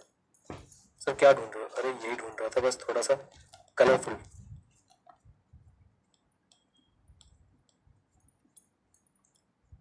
दांत थोड़ी लगाएंगे, मिल ही नहीं रहा नालायक। आजा आजा, चलो ये लगा देता हूं। वैसे लाल वाला लगाना था मुझे, बट कोई बात नहीं बेटा, मैंने नीला दिली लगा दिया। जीवन में सक्सेसफुल बनना है भाई साहब, चेकलिस्ट फॉलो करना शुरू कर दो। क्यों? आपको कोई भी काम करना होता है ना, फॉर एग्जांपल आप कोई टॉपिक कवर कर रहे हो, तो आपको एक चेकलिस्ट बना लेनी चाहिए कि मैं इस टॉपिक में क्या करूंगा। इस टॉपिक को पहले मैं पढ़ूंगा, फिर मैं इसके एमसीक्यूज देखूंगा, करेक्ट इनकरेक्ट देखूंगा, क्वेश्चंस देखूंगा। या पहले मैं टॉपिक पढ़ूंगा मेन बुक से, फिर मैं देख लूंगा सर ने क्या शॉर्ट नोट लिखवाए थे। ये बेसिक आइडिया दे रहा हूँ। फॉर एग्जाम्पल अगर मैं कोई वीडियो शूट करता हूँ, आपको पता है बस मैं तो वीडियो शूट करके ड्राइव में डालता हूँ, फिर एक पूरी चेकलिस्ट रन होती है कि इस वीडियो को पब्लिश कैसे करना है। इसके थंबनेल की एक चेकलिस्ट है कि थंबनेल में क्या क्या एलिमेंट्स होने जरूरी है, टाइटल में क्या क्या एलिमेंट्स होने जरूरी है, डिस्क्रिप्शन में क्या क्या एलिमेंट्स होने जरूरी है। फिर पब्लिशिंग के बाद एक चेकलिस्ट है कि कमेंट्स को रिप्लाई कैसे करना है, हार्ट कैसे देना है, लाइक कैसे करना है। वो पूरी की पूरी एक चेकलिस्ट है बेटा, राइट। और उसके बाद वो वीडियो जब पब्लिश होगी उसकी शेयरिंग की एक चेकलिस्ट है कि टेलीग्राम पे शेयर होगी। टेलीग्राम पे भी कहां कहां पे, टेलीग्राम पे एक मेरा चैनल चलेगा, उस पे शेयर होगी, मेरी स्टोरी पे शेयर होगी। पूरी की पूरी बच्चों हम लोग चेकलिस्ट बेस्ड काम करने की कोशिश करते हैं। तो चेकलिस्ट अपनी जिंदगी में बच्चों आप अपना लो। चेक आप सोचो, सोच के देखो बच्चों क्या इंपॉर्टेंस है चेकलिस्ट की। एक डॉक्टर जब ऑपरेशन कर रहा होता है ना, सोचो भाई वो कितना क्रिटिकल टास्क कर रहा है और वो एक टास्क भूल जाए, उसमें से कोई एक टास्क भूल जाए, भयंकर गड़बड़ हो जाएगी सामने वाले के जीवन में। आपने कई बार मजाक में सुना होगा डॉक्टर घड़ी भूल गया पेशेंट के पेट के अंदर, है ना, कैंची भूल गया, दृष्टि इशारा कर रही कैंची भूल गया। क्यों भाई? ये तभी होता है जब आप चेकलिस्ट फॉलो नहीं करते हैं। तो ये मैं आपको टॉपिक से, सब्जेक्ट से हटके एक बार बता रहा हूँ बेटा, जो भी काम करने जाओ उसकी पहले क्या बना लो। मैं से तो कोई भी कुछ बोलता है ना कि अच्छा ये करना, मैं पहले एक चेकलिस्ट बनाता हूँ, अच्छा ये काम में ये 10 चीजें तो होनी होनी है। और उससे फायदा क्या है? क्या बच्चों एक बार बताओ, क्या कोई इंपॉर्टेंट चीज छूटने के चांसेस कम हो जाएंगे? नहीं हो जाएंगे। मैं ये नहीं कह रहा जीरो हो जाएंगे, लेकिन फिर भी कम हो जाएंगे। कम ऑन, यस और नो? आपको पता है ये हम जो अभी ऑडिट की बुक से आप पढ़ रहे हो ना, हर क्लास के बाद मैं एक चेकलिस्ट बनाता हूँ कि ओके चैप्टर 1 में ये चेंजेस थे, एंड यू वोंट बिलीव मैंने कर दिए जो चेंजेस जो मुझे करने थे। चैप्टर 3 में जैसे आज आपने देखा कि ये यहाँ पे पैराग्राफ गलती से आया हुआ है, तो भाई ये मैंने अपनी चेकलिस्ट में डाल दिया है कि ये पैराग्राफ यहाँ से इस पेज में रिमूव करने का है, राइट। अब वो क्या होगा, फिर मैं बैठूंगा, अच्छा आज मैं चैप्टर 3 को एडिट कर रहा हूँ, मेरे पास 10 चेंजेस वहां पे चेकलिस्ट में डले होंगे, कोई भी स्किप नहीं होगा। और अगर मैं सिर्फ ऐसे ही याद करता रहूं, हाँ हाँ चलो ठीक है ये भी चेंज करना था, ये भी चेंज करना था, गड़बड़ हो जाएगी कि नहीं? कम ऑन, यस और नो? तो एक बच्चों आप कुछ स्किल सीखना चाहते हैं तो प्लीज चेकलिस्ट को फॉलो कीजिए। आइए अब अपने टॉपिक पे आते हैं। Checklist as a tool of reviewing the, of evaluating the internal control. क्या होता है चेकलिस्ट बच्चों? मैंने चेकलिस्ट ऑडिट किए हुए, रिलायंस का मैंने चेकलिस्ट ऑडिट किया था, रिलायंस रिटेल का। सुनिए, एक तो आर्टिकल के हाथ में से चेकलिस्ट वेकलिस्ट कुछ पकड़ा दी जाए ना, वो समझता अब पूरी भगवान है, मुझे लगता है मेरे पास एक ऐसी चीज है मैं सब कुछ कर दूंगा। एक्चुअली ऐसी फीलिंग आती है, मैं सच बता रहा हूँ आपको। और वो भी अब तो बच्चों फिर भी ना आप लोग बड़े हो, मतलब आपकी दुनिया और हमारी दुनिया बहुत अलग थी, एक्चुअली बहुत अलग थी। और ऑब्वियसली मेरे फादर की दुनिया, मेरी दुनिया भी बहुत अलग थी। तो भाई अब तो आपको ना मतलब अब ना ऐसा हो गया कि अब कोई छोटा बड़ा ज्यादा सोचता नहीं। हमारे टाइम में तो बहुत होता है छोटा बच्चा है, इसको कुछ नहीं आता होगा, ये वो है। और हमारे हाथ में आ रही चेकलिस्ट, और वो भी भाई साहब कैसे, डिजिटल फॉर्म में। एक टच डिवाइस दे दिया हमें, उसके अंदर पूरी चेकलिस्ट थी, उसमें इंस्ट्रक्शन लिखी हुई थी, चेक करो ये लोग ये काम करते हैं कि नहीं। तो भाई इंस्पेक्टर की तरफ पहुंच जाते हैं, दिखाना जरा कर रहे हो कि नहीं कर रहा, अच्छा नहीं कर रहे हो। एनीवेज, तो चेकलिस्ट के अंदर होता क्या है बच्चों, जब आप ऑडिट वाली चेकलिस्ट देखते हैं, इंस्ट्रक्शंस होती है और क्वेश्चंस होते हैं। याद रखिएगा, सिर्फ क्वेश्चंस मत बोल दीजिएगा, इंस्ट्रक्शन होती है और क्वेश्चंस होते हैं। और जैसा मैंने बताया बच्चों, it's just like a Google form. आपको गूगल फॉर्म दे दिया जाएगा, आपको वहां पे क्वेश्चंस लिखे होंगे, और वो आपको यानी कि जो ऑडिट स्टाफ है उसको भरने, या फिर इंस्ट्रक्शन लिखी होगी, चेक करो कहीं ये स्टोर सुबह 8 बजे से पहले तो नहीं खोल देते, चेक करो कि भाई साहब ये स्टोर पे जो डिस्काउंट लगाते हैं दोपहर के समय या रात के समय, तो प्रॉपर अप्रूवल्स उसके लिए होते हैं या नहीं होते हैं। Is that clear? बोलिए। चेक करो इनकी भाई साहब जो स्टॉक की काउंटिंग है वो रेगुलर इंटरवल्स पे हो रही है या नहीं हो रही है, और अगर कोई डिस्क्रिपेंसी मिलती है स्टॉक में तो ये कैसे उसके साथ डील करते हैं। या तो इंस्ट्रक्शन होंगे या तो क्वेश्चंस होंगे। फॉर एग्जांपल एक क्वेश्चन आपको दिखाता हूं। आप जाके क्लाइंट से पूछोगे क्या सामान परचेज करने से पहले आप कोटेशंस मंगाते हो? कोटेशंस क्या होता है बेटा, देखो कंपनी में कैसे काम होता है। आपको लेना है कोलगेट, आप गए पड़ोसी अंकल की दुकान पे, आ गए अंकल ये कोलगेट दे। लेकिन बेटा कंपनी में ऐसे नहीं होता ना। कंपनी में अगर आपको कोई भी सामान खरीदना है तो आप चाहोगे कि सबसे कम प्राइस पे सबसे अच्छी क्वालिटी मिले। कम ऑन, यस और नो? उसके लिए आप क्या मंगाते हो? टेंडर्स, कोटेशंस मंगाते हो, राइट। तो अब मैं आपसे पूछ रहा हूं, हाँ भाई कोटेशंस मंगाते हो कि नहीं मंगाते हो? कोटेशंस के सिलेक्शंस का बेसिस क्या रहता है, राइट। परचेज, क्या आपके पास सही व्यक्ति से परचेज की रिक्वेस्ट आती है? फिर परचेज की रिक्वेस्ट आने के बाद परचेज ऑर्डर कौन अप्रूव करता है? फिर परचेज ऑर्डर के अगेंस्ट पेमेंट्स कैसे जाती है? ये सब क्या है? क्वेश्चंस है, राइट। तो एक चेकलिस्ट के अंदर, एक ऑडिट चेकलिस्ट के अंदर आपको इंस्ट्रक्शन मिलेगी और साथ में क्या मिलेंगे? Come on tell me questions. Auditing staff, ये तुम्हारी बात हो रही है, ये तुम्हारी बात हो रही है। यदि तुम 21 साल की उम्र में कंपनी में ऑडिट करने पहुंच जाओ, 21 तो ज्यादा बता दिया, पहले सीपीटी वाला रूट होता था। लड़का 17 साल का है, 17 साल का निक्कर टी शर्ट पहन के पहुंच गया, अंकल आर्टिकल चिपका दिया। अब तो फिर भी तुम थोड़े बड़े हो जाते हो। आओ इधर देखो बच्चों, तो इसमें क्या होगा जरा ध्यान से देखिएगा। इसमें ऑडिट स्टाफ क्या करेगा? इंस्ट्रक्शंस को फॉलो करेगा, क्वेश्चंस को आंसर करेगा। इंस्ट्रक्शंस को फॉलो करेगा, क्वेश्चंस को आंसर करेगा। ओके, और हर बार आंसर करने के बाद या फॉलो करने के बाद अपने इनिशियल्स क्या होते हैं? जैसे मैंने अपने इनिशियल्स डाल दिए, साइन कर देगा। अकाउंटेबिलिटी फिक्स हो रही है। क्या फिक्स हो रही है? Come on tell me. Accountability fix हो रही है। कितना आसान बच्चों, देखो क्या होती है चेकलिस्ट? सीरीज ऑफ इंस्ट्रक्शन और क्वेश्चन। ऑडिट स्टाफ क्या करेगा? इंस्ट्रक्शन को फॉलो करेगा, क्वेश्चन को आंसर करेगा। हर चीज कंप्लीट करने के बाद अपने क्या लिख देगा? कम ऑन टेल मी, जल्दी बोल दो। इनिशियल्स। आंसर जनरली कैसे होंगे? Yes, no, not applicable. हाँ कह रहा है ना बच्चों? देन ऑन जॉब रिक्वायरमेंट है, मैं बोल रहा हूं ऑन जॉब। सीए स्टूडेंट को पहली बार ऐसा असाइनमेंट मिल जाए आर्टिकलशिप में जाते, उसे लगता है, मैं कहता हूँ अपुनित भगवान है। ऑन जॉब रिक्वायरमेंट, उसे लगता है भाई देखो कितना बड़ा काम सौंप दिया है, इतने सारे क्वेश्चंस पूछने, मुझे सारी चीजें मैं लिखूंगा। ऑन जॉब रिक्वायरमेंट स्टाफ को मोटिवेटेड रखती है, राइट। उसके बाद instructions are framed as per IC system, मतलब हम बेसिक अंडरस्टैंडिंग लेने के बाद तो इंस्ट्रक्शन बनाएंगे ना।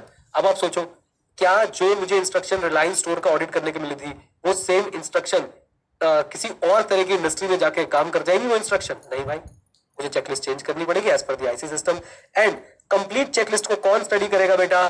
जो तुम्हारा सारा क्रेडिट लेगा काम का, सीनियर। ओके, और वो क्या चेक करेगा? वो ये देखेगा भाई चेकलिस्ट को स्टडी करके कि एग्जिस्टेंस ऑफ आईसी है या नहीं, इंप्लीमेंटेशन ऑफ आईसी प्रॉपर है या नहीं। और फिर रो दो एक बार, अरे डेफिशिएंसी निकलेगी तो मैनेजमेंट को बता देंगे। और पता है मैं गुरुजी, पता है, बता देंगे मैनेजमेंट को। हाँ जी, चेकलिस्ट तैयार है, चेकलिस्ट तैयार है। बोलो क्या क्या होगा? इंस्ट्रक्शन और क्वेश्चन। ऑडिट स्टाफ क्या करेगा? फॉलो और आंसर। इजी लग रहा है? कम ऑन टेल मी, जल्दी बोलो। उसके बाद जो भी काम करेगा उसका बेटा उस पर क्या कर देगा? अपने साइन। आंसर जनरली कैसे होंगे? Yes, no, not applicable. खुशी की बात, ऑन जॉब रिक्वायरमेंट है।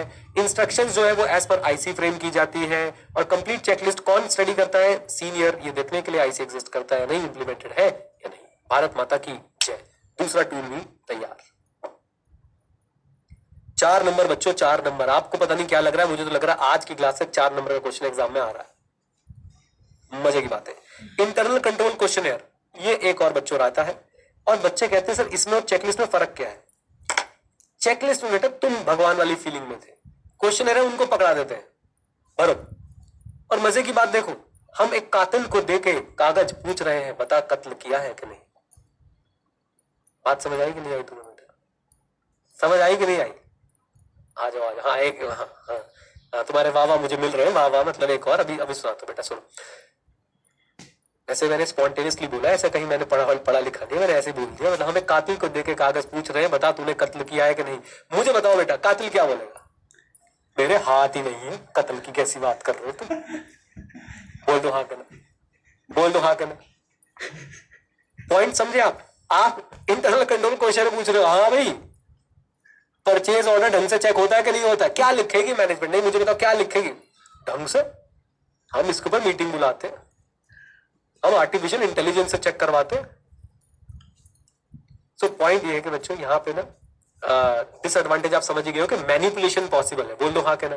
ये वैसा ही है जैसे आपके अखबार में नहीं आते, अपनी पर्सनालिटी टेस्ट कीजिए 10 क्वेश्चंस का आंसर देके। जरूर पढ़ोगे तुम अखिलेश, तुम तो बेटा ग्रह शोभा ग्रह लक्ष्मी बहुत पढ़ते हो ना, तो वो जो 10 क्वेश्चन का आंसर देके जो टेस्ट किया जाता है ना पर्सनालिटी को, वैसे ही है। अब उसमें लिखा है क्या आपको उनकी किसी बात पे बहुत ज्यादा गुस्सा आ जाता है? आपको आता है लेकिन फिर भी आपको नहीं आता। नहीं गुस्सा और मैं नो नथिंग, है ना? एनीवेज, तो इंटरनल कंट्रोल क्वेश्चन है और बेटा ऑडिट चेकलिस्ट में फर्क आपको समझ आया कि audit checklist staff, audit staff भरेगा। इंटरनल कंट्रोल क्वेश्चन है हम उसको दे देते हैं। और मजे की बात पता है क्या होता है? इसमें भी यस नो नॉट एप्लीकेबल होगा। एंड जनरली स्पीकिंग बच्चों, यस मतलब आईसी सेटिस्फैक्टरी है, अगर आंसर नो आ रहा है तो आईसी नॉट सेटिस्फैक्टरी है। क्या आपको नहीं पता चल जाएगा ये? मतलब मैं पापा मम्मी आपको क्वेश्चन बना के दे, क्या तू कभी हमें बिना बताए किसी लड़की से मिलने गया है? लड़का क्या लिखेगा? पापा नॉट एप्लीकेबल। कैसी बातें करते हो आप? मैं तो भी बड़ा ही नहीं हुआ, मैं ऐसे काम कैसे कर सकता हूं?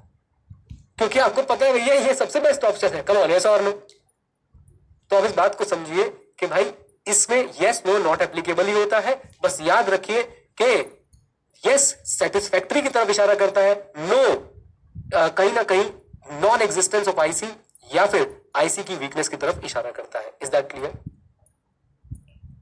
आ जाओ बच्चों, आ जाओ। देखो please, comprehensive series of questions, इसके अंदर क्वेश्चंस होते हैं। It collects information about existence, operation, efficiency of IC. इतनी जेनरिक बातें ना बच्चों ये वाली। एक बार बताओ, क्या नैरेटिव रिकॉर्ड इसके बारे में इंफॉर्मेशन कलेक्ट नहीं करता था? क्या आपका ऑडिट चेकलिस्ट इसके बारे में इंफॉर्मेशन कलेक्ट नहीं करती थी? हाँ, तो एक जेनरिक लाइन है कि it collects information about existence, operation and efficiency of what? IC.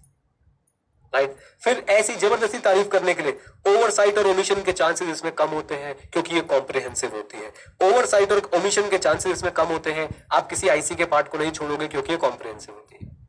इसको इसमें कम टाइम लगता है। क्वेश्चन ऐसे फ्रेम किए जाते हैं कि यस सेटिस्फैक्टरी, नो वीकनेस को सजेस्ट करता है। और जब नो आंसर होता है तो आपको एक्सप्लेनेशन भी उसके अंदर देनी पड़ती है। मान लो मैं बोल रहा हूं कि भाई क्या आप परचेज के लिए कोटेशंस मंगाते हो, परचेज को फुलफिल करने के लिए कोटेशंस मंगाते हो, तो आपने बोला नहीं। अब मैं बोलूंगा क्यों नहीं मंगाते हो, क्यों नहीं मंगाते हो, एक्सप्लेन करो, why not. Is that clear लड़कों? So whenever you listen no, ask the reasons. नहीं समझे तुम लोग? यहां पे लिखा है भाई yes satisfactory, no suggest weakness, a no answer can further be what? Explain. Is that clear? Shivam खुश हो रहा है। आ जाओ। Not applicable is used for, not applicable is used for what? Not relevant question. अगर किसी पर्टिकुलर एंटिटी में बच्चों कुछ चीजें एग्जिस्ट ही नहीं करती, जैसे कि वहां पे कोई इन्वेंट्री मेंटेन ही नहीं हो रही, तो इन्वेंट्री से रिलेटेड क्वेश्चंस क्या हो जाएंगे बेटा? Not applicable. Come on, yes और नो? ओके, तो ये हो गया हमारा क्या बेटा? ये हो गया हमारा इंटरनल कंट्रोल क्वेश्चन है। Comprehensive series of questions collect information about generic बातें, existence, efficiency, operations of IC. Chances of oversight and omission are low. Why? Comprehensive. Right. Time इसमें कम लगता है। हमारे जनरली आंसर्स बच्चों कैसे होते हैं? Yes satisfactory, no is suggesting a weakness in IC, and for no answers generally speaking the explanation column is also there in which the client will fulfill the reason for the answering no or the rationale of answering no. Come on, yes or no? Yes or no बोल दो बेटा no। ठीक है, clear है? जल्दी बोलो। लीजिए बच्चों, अब इसके बाद क्या करेगा ऑडिटर? ऑडिटर बच्चों याद रखना, करेक्ट इनकरेक्ट, ऑडिटर ये क्वेश्चन एक क्लाइंट को भेजता है, इनकंसिस्टेंसी आती है तो भाई साहब उसे डिस्कशन के थ्रू सुलटाया जाता है, निपटाया जाता है, और फिर वही लास्ट का वही रोना है इनका, final report and efficiency and improvement recommendation. थक गए हम।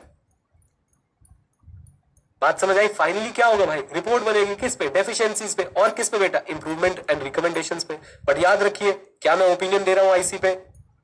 कभी नहीं, कभी नहीं, है ना बेटा? ये तो वो डेफिशिएंसी है जो ऑडिट करते समय मिल गई। मैं इंटरनल कंट्रोल पे ओपिनियन देने नहीं आया था। Easy easy. आ जाओ जल्दी से बच्चों, जल्दी से मेरे साथ। Internal control questionnaire, internal control questionnaire में क्या होता है? Comprehensive series of question. Come on, comprehensive series of question. Information किसके बारे में कलेक्ट करता है? Existence, operation, efficiency of IC. Oversight और ओमिशन के चांसेस कम है क्योंकि कॉम्प्रिहेंसिव है, लेस टाइम लगता है। आंसर्स का फॉर्मेट कैसा होता है? Yes, no, not applicable, yes satisfactory, no suggest what? No suggest what? Weakness in internal control, and a no answer must also be must also be explained through a reason or explained through a statement. Done. लीजिए, याद रखना, जो questionnaire कौन किसको भेजता है? Questionnaire कौन किसको भेजता है? ऑडिटर भेजता है क्लाइंट को। Is that clear? फिर उसके बाद क्या होता है? इनकंसिस्टेंसी आती है तो क्लाइंट के साथ डिस्कशन करते हैं, यानी कोई वीकनेस दिखती है, कोई दिक्कत दिखती है तो क्लाइंट के साथ डिस्कस करते हैं, और फाइनली इस पे हम लोग रिपोर्ट बनाते हैं और उस पर इंप्रूवमेंट रिकमेंडेशंस डाल देते हैं। आखिरी मेथड बच्चों, आखिरी मेथड कौन सा? Flow chart. फ्लो चार्ट तो तुम्हें पता है, तुमने बचपन से बनाए हैं, ऐसे करके ऐसे करके ऐसे करके फिर ऐसे करके फिर ऐसे करके। बस इसमें हम क्या करते हैं भाई? आईसी के हर पार्ट का एक ग्राफिक रिप्रेजेंटेशन बना देते हैं। तो इसका कीवर्ड है बच्चों क्या? ये लिखते ही आपके पेपर में, ये देखते ही सामने वाले की आंखों में बच्चों ऐसी चमक आएगी, वो कहेगा यही लड़का है। ग्राफिक प्रेजेंटेशन ऑफ आईसी, और लड़की है ऐसा केस में। ग्राफिकली हम उसमें दिखाते हैं कि भाई साहब सेल्स का जो फ्लो है वो ऐसे है कि सेल्स का ऑर्डर पहले इसके पास आता है, फिर या तो अप्रूव या तो नॉट अप्रूव, अप्रूव तो फिर आगे क्या होता है। इस तरीके से हम लोग क्या बनाते हैं? पूरे इंटरनल कंट्रोल की एक ग्राफिक प्रेजेंटेशन बना देते हैं। ग्राफिक प्रेजेंटेशन है सबसे कंसाइज, यानी सबसे कंसाइज मतलब सबसे शॉर्ट फॉर्म में, सबसे कम समय में, सबसे प्यार से ये आपको जो है रिव्यू करने का मौका देता है। आप लोग एक बर्ड्स आई व्यू ले सकते हो, बर्ड आई व्यू मिल जाता है आपको, पूरा इंटरनल कंट्रोल एक साथ देख सकते हो और आराम से जो है बच्चों आप लोग जो है वीकनेसेस लोकेट कर सकते हो, राइट। ऑब्वियसली इसमें नैरेटिव एक्सप्लेनेशन मतलब इसमें कथाएं, एसे राइटिंग क्या होती होगी, ज्यादा या कम होती होगी, right. And it helps to understand and evaluate IC and identify what, come on tell me, deficiencies. Easy flow chart बच्चों, ग्राफिक रिप्रेजेंटेशन है आईसी का, ओके। उसके बाद बच्चों कंसाइज है, नैरेटिव एक्सप्लेनेशन कम है, कंसाइज है, नैरेटिव एक्सप्लेनेशन क्या है, कम ऑन टेल मी, कम है। बर्ड्स आई व्यू दे देता है, इंटरनल कंट्रोल को आप लोग आसानी से इवैल्यूएट कर सकते हैं, अंडरस्टैंड कर सकते हैं, फिर डेफिशिएंसीज आइडेंटिफाई कर सकते हैं। आसान था। अच्छा, अब अगर आप बुक में आएंगे तो यहाँ पे आप देखेंगे इंटरनल कंट्रोल क्वेश्चनर के बाद एक इन्होंने इलस्ट्रेटिव एग्जांपल भी दे रखा है बच्चों, किसका, example of internal control questionnaire in different areas of an entity. और मैं आपको बता दूं, जितना मैं आईसीआई को जानता हूं ना, वो भाई ये पूछेंगे एग्जाम में, वो तुम्हारा कॉन्सेप्ट नहीं चेक करना चाहते, वो चेक करना चाहते हैं तो कितना रट सकता है बताओ। हम पॉइंट कि आपसे ये क्वेश्चनर पूछे जा सकते हैं कि बताओ परचेज के एरिया में आप अगर क्वेश्चनर ड्राफ्ट करेंगे तो उसके अंदर क्या क्या क्वेश्चंस होंगे, अगर आप क्रेडिटर के एरिया में क्वेश्चनर ड्राफ्ट करेंगे तो उसके अंदर क्या क्या होंगे, इन्वेंट्री के एरिया में, फिक्स एसेट के एरिया में। 4 एग्जांपल आपको दे दिए हैं। और आईसीआई देखो, एक होता है आईसीआई का भोला रूप, भोला रूप में वो क्या बोलेगा, explain internal control questionnaire as a method of evaluating the IC. ये भोला रूप है बेटा। 4 नंबर इसमें आपके पक्के। कैसे पक्के, मैंने आपको भी यहाँ पे जो पढ़ाया, अब ये सारी चीजें लिख के आ जाएंगे। Comprehensive series of question, collect information about existence, operation efficiency, omission और ओमिशन के चांसेस थोड़े से कम हो जाते हैं, टाइम कम लगता है, क्वेश्चन का answer yes no not applicable होता है, नॉट में सेटिस्फैक्टरी नहीं होता है, यस में जो है सेटिस्फैक्टरी होता है, नो वाले के आपको रीजन भी बताने पड़ते हैं, और साथ में ऑडिटर क्लाइंट को सेंड करता है, इनकंसिस्टेंसी में डिस्कशन करते हैं और रिपोर्ट बना देते हैं, डेफिशिएंसी में और इंप्रूवमेंट दे देते हैं, इंप्रूवमेंट के लिए मेजर्स दे देते हैं, छोटे छोटे। ये आईसीआई का भोला रूप था। आईसीआई का रौद्र रूप बच्चों, आईसीआई का रौद्र रूप, परचेजेस को लेके क्या क्या क्वेश्चन पूछोगे जरा वो बताओ। और आईसीआई का बच्चों तीसरी आंख खोलने वाला रूप, सेल्स को लेके क्या क्या क्वेश्चन पूछोगे ये बताओ, और वो इन्होंने यहां पे दिए। Hello, okay. लेकिन घबराना तो है नहीं, कोई भी 6-7 क्वेश्चन जो आपको अपने बेसिक आइडिया हो सेल्स को लेके क्या क्या पूछे जाने चाहिए वो आप लिख के आ सकते हैं। मैं आपको परचेजेस के पढ़ाता हूं। देखो, are purchases centralise in purchase department, ऐसी सेल्स के बन जाएंगे क्या भाई साहब? सेल डिफरेंट ब्रांचेस से होती है या सेल एक जगह से ही सारी की सारी सेल बुक की जाती है? Are purchases made only from approved suppliers, ऐसी सेल बन जाएंगे क्या? सेल भाई साहब क्रेडिट वर्दीनेस चेक करने के बाद की जाती है क्या? सेल से पहले कस्टमर की कोई केवाईसी भी करनी होती है? जैसे कई जगह पे होती है ना कि केवाईसी भी करनी है। केवाईसी समझते हैं, नो योर कस्टमर। हेलो, अच्छा, तो सेंट्रलाइज परचेज होती है क्या? अप्रूव सप्लायर से ले रहे हो क्या? Are purchase order based on valid purchase requisition duly signed by authorised person in this behalf, क्या ये जो परचेज ऑर्डर्स हैं इनको प्रॉपर किसी एक ऑथराइज व्यक्ति से आ रहे हैं कि नहीं? ओके। अब आप बच्चों एक बात सच बताना, क्या आप ये चाहते हैं कि मैं आपको ये चारों क्वेश्चन रटवाऊं? आप चाहते हैं? मेरे को तो नहीं लगता भाई ये होना चाहिए, ये एक्स्ट्रा रटना हो जाएगा, आउट ऑफ कंट्रोल चली जाएंगी बातें। और बिजनेस स्टडीज में कंट्रोलिंग चैप्टर में बच्चों साफ साफ हमें समझाया गया, management by exception, if you will try to control everything you will end up controlling nothing, right? तो ये मैं आपसे उम्मीद करता हूं कि आप 1-2 बार इनको रीड कर लेंगे। परचेज वाला मैं आपको एक बार पढ़ा देता हूं कि किस तरह के जो है वो क्वेश्चंस है यहाँ पे, और उसके बाद आपको अपने लॉजिक पे इसका आंसर लिखना पड़ेगा। आइए, purchase based on competitive quotations, मैंने कितनी बार बोला परचेज के लिए बेटा कोटेशंस मंगाते हैं, हम बेस्ट कोटेशन को चूज करेंगे। Okay. Are purchase order pre number, कितनी बेसिक बात, परचेज ऑर्डर भाई साहब नंबर्ड होने चाहिए properly. Are purchase order signed by only by employees authorised in this behalf, all material receive in receiving department only, भाई material receive करने के लिए आपको जो डिपार्टमेंट है सिर्फ वही जाता है क्या? Person connected with receipt of material and keeping of receiving records denied authority to issue purchase order और टू अप्रूव इनवॉइसेस। आप बच्चों 8 पॉइंट पढ़ो और मुझे बताओ कि क्या पूछ रहे हैं यहाँ पे, एक फ्रेज बताओ मुझे क्या पूछ रहे हैं यहाँ पे 8 पॉइंट में। मजा आएगा अगर आप लोग बता पाए, मैंने चैट ओपन कर दिया। 8 पॉइंट पढ़ो और मुझे बताओ क्या पूछ रहे हैं यहाँ पे। सही जवाब देने वाले को बच्चों आज 200 रुपए, ₹200 का यूपीआई। वरुण नैयर का सही जवाब आया सबसे पहले वरुण नैयर का सही जवाब आया है, उसके बाद कृष्णा का, उसके बाद अखिलेश का। तो वरुण भाई जरा टेलीग्राम डालो अपना QR कोड, ₹200 वाला बना के डाल दो, बहुत अच्छी बात है, नहीं तो ऐसे डाल देना और लिख देना ₹200 जीता हूं परचेज वाले क्वेश्चन के लिए, राइट। सेग्रीगेशन ऑफ ड्यूटी बच्चों, सेग्रीगेशन ऑफ ड्यूटी, बोलो हाँ कहना। क्या कह रहे हैं यहाँ पे, कह रहे person connected with receipt of material and the keeping of receiving records denied authority to issue purchase order और टू अप्रूव इनवॉइसेस। क्योंकि अगर आपने एक ही व्यक्ति को सारी अथॉरिटी दे दी भाई, वो तो फ्रॉड कर लेगा। आखिरी, are material inspected and counted, weighed and measured in the receiving department. Rupal कह रही है कि मेरी बुक आ गई है, बात खत्म हो गई, अब मुझे कुछ नहीं चाहिए। हाँ जी, क्लियर है बच्चों ये सारे क्वेश्चंस। मैं इनको as it is word by word याद कराने में विश्वास नहीं करता हूं। आप एक बार बच्चों ये क्वेश्चन पढ़ सकते हैं, उसके बाद जो है हमारा ये चैप्टर हो जाता है खत्म। मनीष कह रहा शेर को आज सब समझ आ रहा है। ठीक है भाई मनीष भाई, ठीक है भाई। हाँ जी,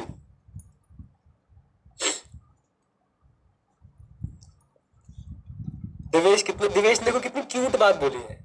दिवेश कह रहे सर जब आईसी पे रिव्यू देना कंपलसरी है ही नहीं, तो इसके पीछे इतना दिमाग भी लगाना। बेटा मैं आपको एक सीक्रेट बात बताऊं, सीक्रेट सुनो भाई, धीरे धीरे स्लोली हौले हौले हर कंपनी का जो इंफॉर्मेशन सिस्टम है, कल पढ़ा था हमने इंफॉर्मेशन सिस्टम, जिससे हम डेटा कलेक्ट करते हैं, प्रोसेस करते हैं, स्टोर करते हैं, एक्सेस के लिए देते हैं, वो क्या कंप्यूटराइज्ड होता जा रहा है? बोलिए हाँ क्या।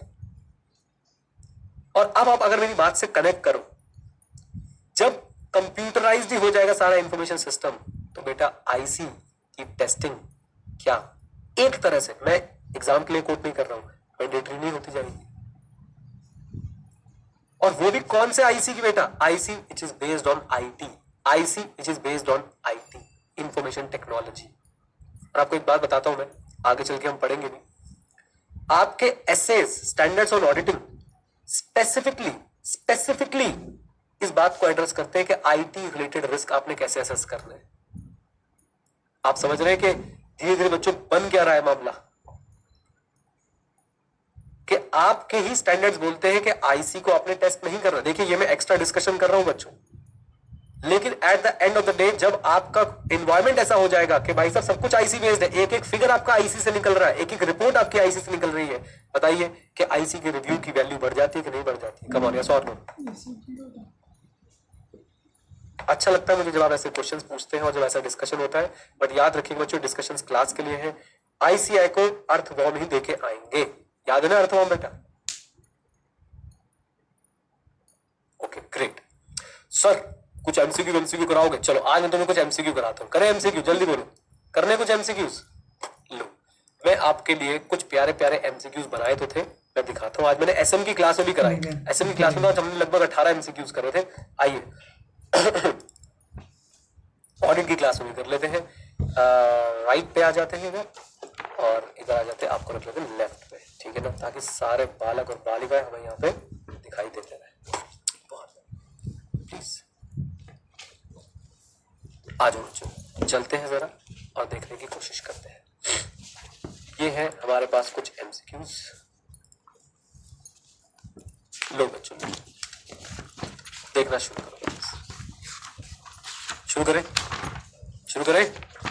पहला question, what is the primary purpose of an auditor evaluating a company's internal control system?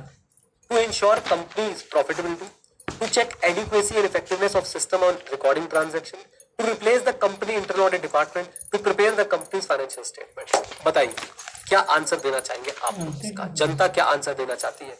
शेर एंड शेरनिया क्या आंसर देना चाहते हैं बेटा? सही है भाई, 20 का आंसर है, राइट। आइए चलते हैं आगे और देखने की कोशिश करते हैं नेक्स्ट क्वेश्चन को। Which of the following is not a method used by auditor to evaluate, not a method to evaluate internal control? Narrative records, internal control questionnaire, financial ratio analysis and flow chart.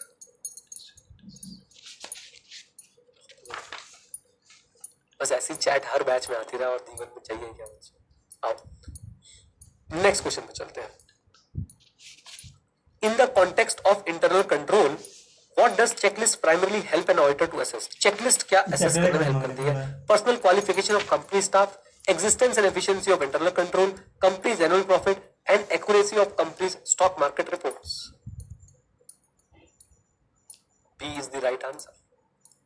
ये बच्चों in class MCQs है, ये आपको मैं देने नहीं वाला हूं क्योंकि आप समझ रहे हो ये बस टॉपिक पढ़ा है और उसको एक तरह से रिफ्रेश कर रहे हैं MCQs के थ्रू. नेक्स्ट पे चलते हैं बच्चों. नेक्स्ट हमारे पास आता है when an auditor finds no answer in internal control questionnaire, it generally indicates satisfactory, weakness, irrelevance और confirmation. क्या बोलती पब्लिक? मैं आपको बता रहा हूं बच्चों, ये बातों बातों में ये क्वेश्चन डायरेक्टली माता सरस्वती ने आकर बनाया है और माता सरस्वती का आशीर्वाद फ्लो हो रहा है बच्चों. कह रही है कि एग्जाम में आएगा. ऐसे ही क्वेश्चन आते हैं बच्चों एग्जाम में आपके, ऐसे ही.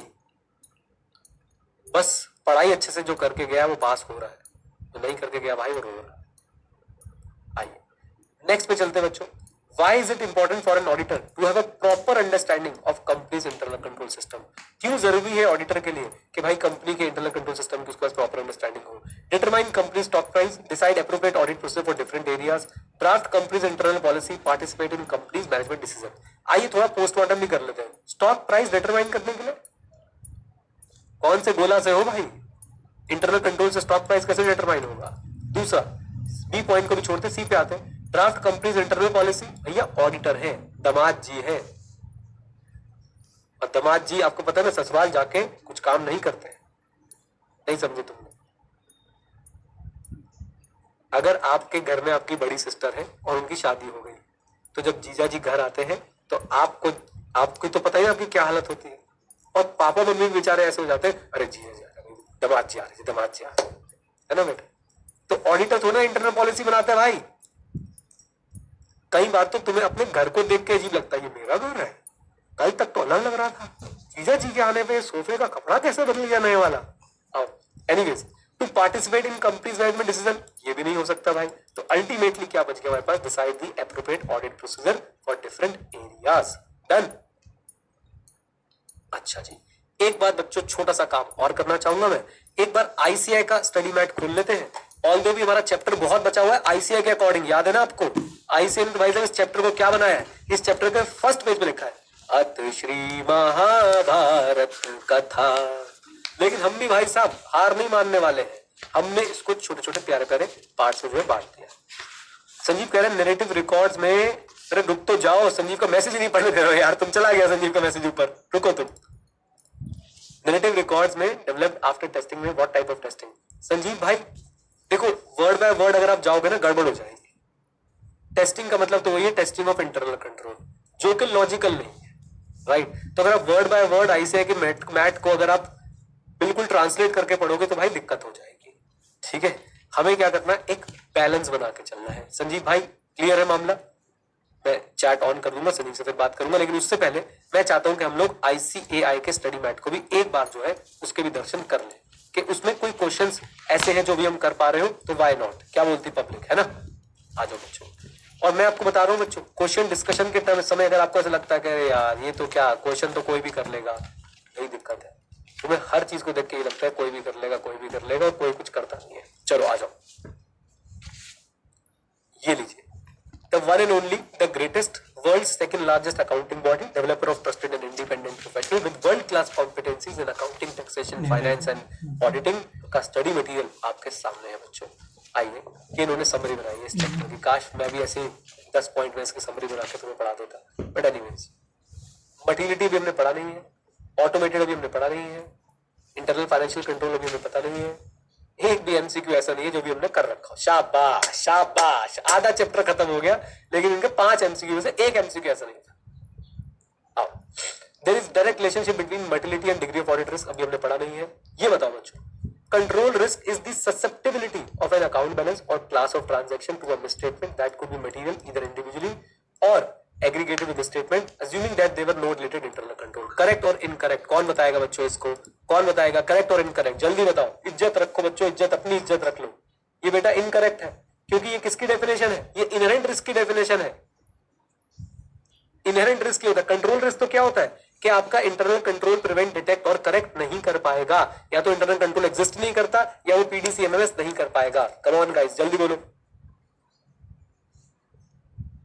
पक्का पक्का? अच्छा जी, आइए अब जरा आप लोगों को नेक्स्ट टास्क जो है वो दिखाया जा रहा है, वो क्या है। नेक्स्ट टास्क है बच्चों ये हमारे पास, maintenance of internal control system. लो चली मैं अपने देवर की बात। अब क्या क्वेश्चन पूछ रहे हो तुम यार? Maintenance of IC system is responsibility of statutory auditor. मुझे बताओ जरा तुम, नहीं बताओ तुम मुझे जरा, किसकी रिस्पांसिबिलिटी भैया? ये मैनेजमेंट, टीसीडब्ल्यूजी, अदर पर्सनल की रिस्पांसिबिलिटी है। हेलो, आ जाओ। हाँ जी नेक्स्ट पॉइंट पे चलते हैं। Test of control are perform to obtain audit evidence about the effectiveness of IC system. चलो भाई चलो चेक कर लेते हैं। टेस्ट ऑफ कंट्रोल ऑब्वियसली हम लोग किस लिए परफॉर्म करते हैं? ताकि हम लोग ऑडिट एविडेंस ले पाए किसके बारे में? Effectiveness of design of accounting and internal control system and the operation of internal control through out the period. तो इफेक्टिवनेस और हम लोग ऑपरेशन कॉन्टिन्यूटी के लिए जो है एविडेंस कर देते हैं। निशांत करें एक बार और डांस करके दिखाओ नलायक, ऐसा कोई क्वेश्चन आएगा तो कर दूंगा, ठीक है? मतलब मुझे क्वेश्चन पढ़ के ही ऐसा लग गया कि यार हम इससे टफ एमसीक्यू, हम इससे टफ इनकरेक्ट करेक्ट बना सकते हैं। चलो क्लियर है, जल्दी बोल दो। पक्का? चलिए आगे देखते हैं, कुछ हमारे लिए कुछ है तो वो भी पढ़ लेते हैं। ये वाला क्वेश्चन बच्चों हमने करा हुआ है। What is understood by non routine transaction? Briefly outline why risk of metal statement is greater for such transaction. दिखाऊं आपको बुक में, हमने पढ़ा हुआ है बच्चों, ये ए पार्ट में पढ़ा हुआ है। मैं आपको ले चलता हूं अपने साथ।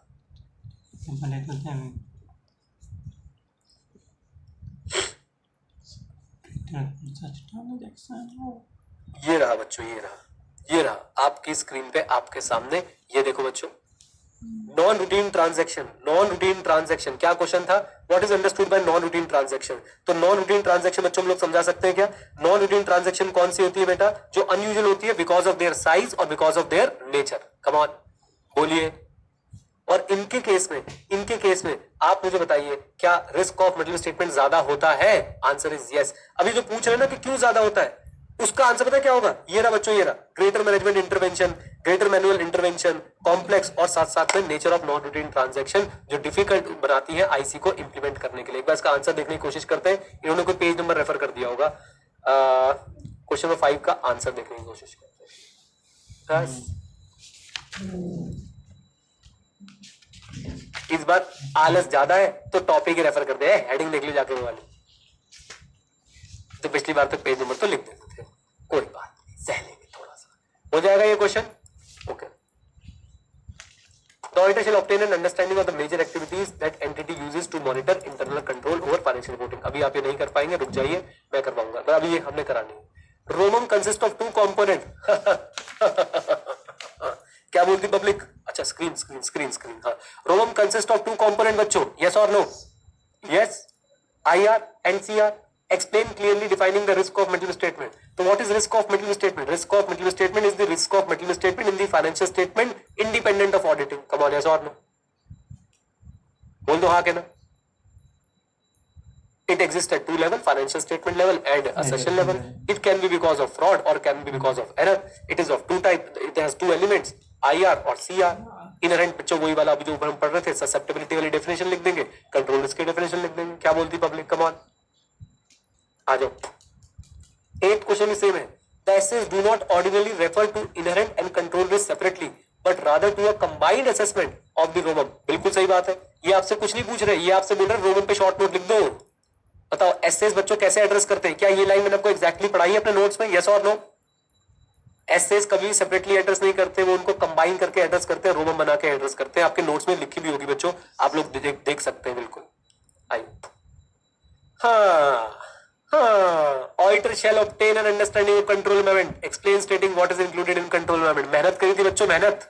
ये क्वेश्चन आएगा आपके एग्जाम में 4 नंबर का, बता रहा हूं मैं आपको एज इट इज।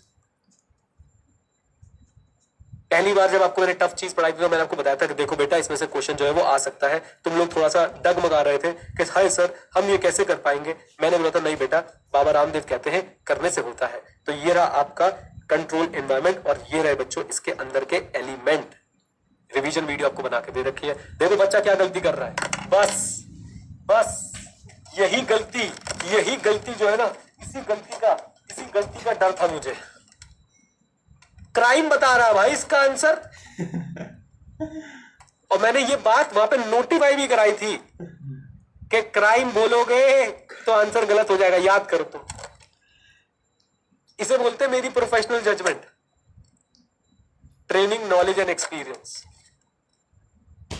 भाई क्राइम है कंपोनेंट्स ऑफ इंटरनल कंट्रोल, ये आपसे एक कंपोनेंट के एलिमेंट पूछने की बात कर रहा है, कंट्रोल एनवायरमेंट के। हेलो, क्लियर है मामला? जल्दी बोलो, आ जाओ। और 2 मिनट के लिए उन बच्चों के बारे में सोचो जो कह रहे हैं हमें क्वेश्चन आंसर डिस्कशन बेकार होता है। बेटा सब बेकार होता है, फिर मई में हाहाकार होता है। और जो बच्चे इस समय मेहनत कर लेते हैं उनका बेटा मई के बाद आता है जून, जून के बाद जुलाई, उसमें आदर सत्कार होता है। वाह वाह वाह वाह वाह वाह, है ना बेटा? आ जाओ, आ जाइए। क्लियर है मामला? जल्दी बताओ। ये देखो, ये internal control over safeguarding of asset against unauthorised acquisition और डिस्पोजिशन में include control relating to both financial reporting and operational objectives. कहीं से एक लाइन उठाई, explain stating clearly the objective of internal control. ये लाइन बच्चों, ये line भी आपके, मैं बता दूं, मैंने आपकी बुक में डाली हुई है वाली लाइन, याद करो। सेफ गार्डिंग ऑफ एसेट पे जो इंटरनल कंट्रोल होते हैं उसके भी 2 पार्ट हो सकते हैं, फाइनेंस वाला और ऑपरेशंस वाला, है ना? बोल दो हाँ कहना, मैं आपको दिखा देता हूं बेटा आपकी बुक में, आओ दिखा देते हैं। मिसलेनियस टॉपिक में ये देखो, ये लाइन मैच कर लो, लाइन मैच कर लो। Internal control over safeguarding of asset against unauthorised acquisition, use or disposition में include control relating to both financial and operations objective, right? और अभी जो कह रहे हैं ना, explain stating clearly the objective of internal control. Objective of internal control को देख के घबराना नहीं है बच्चों। ऑब्जेक्टिव ऑफ इंटरनल कंट्रोल वही है, safeguarding of asset, reliability of financial reporting, effectiveness and efficiency of operation. Come on,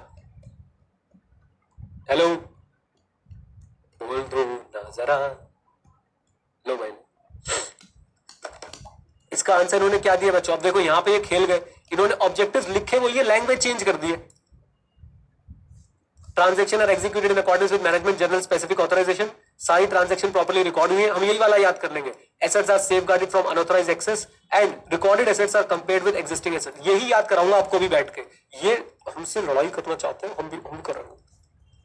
पहले देखो बच्चों, ऊपर वही वाली लाइन लिखी है एग्जैक्टली जो हमारे बुक में लिखी हुई है। जब भी बच्चों आई से ऐसा क्वेश्चन पूछेगा ना, ध्यान से सुनना मेरी बात को बच्चों, ये इनहेरेंट लिमिटेशन है हमारी। जब भी आई से ऐसा क्वेश्चन पूछेगा ना, मतलब आपको ये लाइन तो लिखनी है आंसर में, और उसके बाद आईसीए चाह रहा है कि आप वो ही एक्सप्लेन करो जो उसके स्टडी मैट में लिखा हुआ है। वो हमारे बस की है नहीं, लेकिन फिर भी क्या हम फिर भी बच्चों क्या अपने बेसिक कॉन्सेप्ट एक्सप्लेन कर सकते हैं? इस आंसर को भी पढ़ने वाले हैं, पढ़ेंगे साथ में। जल्दी बोलो हाँ कहना। आगे, internal control over safeguarding of asset against unauthorised acquisition और डिस्पोजिशन में include control relating to both financial and operation objective. यहां तक पढ़ के क्या समझ आया? एग्जैक्ट क्वेश्चन की लाइन डाल दी। कम ऑन, मैं एक एक लाइन पढ़ूंगा, आपको समझाऊंगा। इधर देखो बच्चों, थोड़ा जूम कर देता हूं आपके लिए। लो, the auditor consideration for such control is generally limited to those relevant to reliability of financial reporting. क्या ये लाइन आपको समझ नहीं आती बच्चों? भैया ऑडिटर को सिर्फ कौन से कंट्रोल से लेना देना है? Those which are relevant for reliability of, come on, those which are relevant for reliability of what? Come on tell me, जल्दी बोलो। Financial reporting. इजी। आ जाओ, अब एग्जांपल दे रहे हैं। ये एग्जांपल मैंने आपको बता रखा है। अगर कोई पासवर्ड है जो भाई मटेरियल इशू करते हैं या जिससे प्रोडक्शन पे इंपैक्ट आता है, वो शायद हमारे लिए सेफ गार्डिंग ऑफ एसेट वो इंपॉर्टेंट ना हो, लेकिन कैश डिसबर्समेंट के लिए अगर कोई यूजर आईडी पासवर्ड है, कोई कंट्रोल्स लगा रखे हैं, तो वो हमारे लिए क्या होंगे? रेलेवेंट होंगे। बोलिए हाँ कहना। For example use of access control such as password that limit access to the data and programs that process cash disbursement may be relevant for a financial statement. Conversely, safeguarding control relating to operation objective such as controls to prevent excessive use of material in production generally are not relevant for financial statement audit. बताइए बच्चों, बताइए। Clear है बात? जल्दी बोल दो। Safe guarding of assets वाले internal control को भी दो पार्ट में तोड़ा जा सकता है, ए फाइनेंशियल रिपोर्टिंग वाले, दूसरे ऑपरेशन वाले। ऑडिटर के लिए कौन से जो है वो रेलेवेंट होंगे, जो फाइनेंशियल रिपोर्टिंग वाले हैं। अब उसके बाद एग्जांपल शुरू कर दिया। फॉर एग्जांपल अगर कैश डिसबर्समेंट को लेके जो है कुछ पासवर्ड्स वगैरह है तो वो ऑडिटर के लिए रेलेवेंट होंगे, लेकिन अगर मटेरियल रिलीज को लेके या मटेरियल प्रोवाइड करने को लेके कुछ इंटरनल कंट्रोल्स हैं तो वो हो सकता है मटेरियल। क्यों, याद रखना बच्चों, ये जरूर लिख के आना कि safeguarding controls to operation objective such as excessive use of material. Excessive use of material को लेके अगर कुछ कंट्रोल्स हैं तो वो ऑडिटर के लिए हो सकता है रेलेवेंट ना हो। और मैंने आपको बार बार समझाया था, ये जरूर लिख के आना जनरली, क्योंकि अगर हम एक आइडियल वर्ल्ड में बात करें, हम प्रैक्टिकल वर्ल्ड में बात करें तो भाई साहब ये कंट्रोल्स भी रेलेवेंट होते हैं। ये प्रैक्टिकल बात बता रहा हूं मैं आपको, लेकिन आईसी ने एग्जांपल दिया तो हम लड़ेंगे नहीं, हम बोल देंगे हाँ भाई एक्सेसिव यूज ऑफ मटेरियल को लेके जो कंट्रोल्स हैं जनरली वो रेलेवेंट नहीं होते। डन, बोलिए। अब यहां आके बच्चों इन्होंने क्या किया है, ऑब्जेक्टिव्स ऑफ इंटरनल कंट्रोल में कुछ जो है वो चेंजेस किए हैं। मैं एक बार देख लेता हूं, एक मिनट रुकना जरा।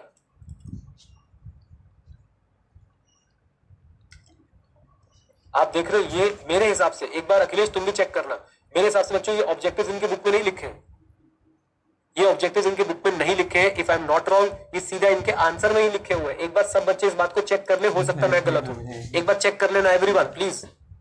मेरे हिसाब से इनकी बुक में ये नहीं लिखे हैं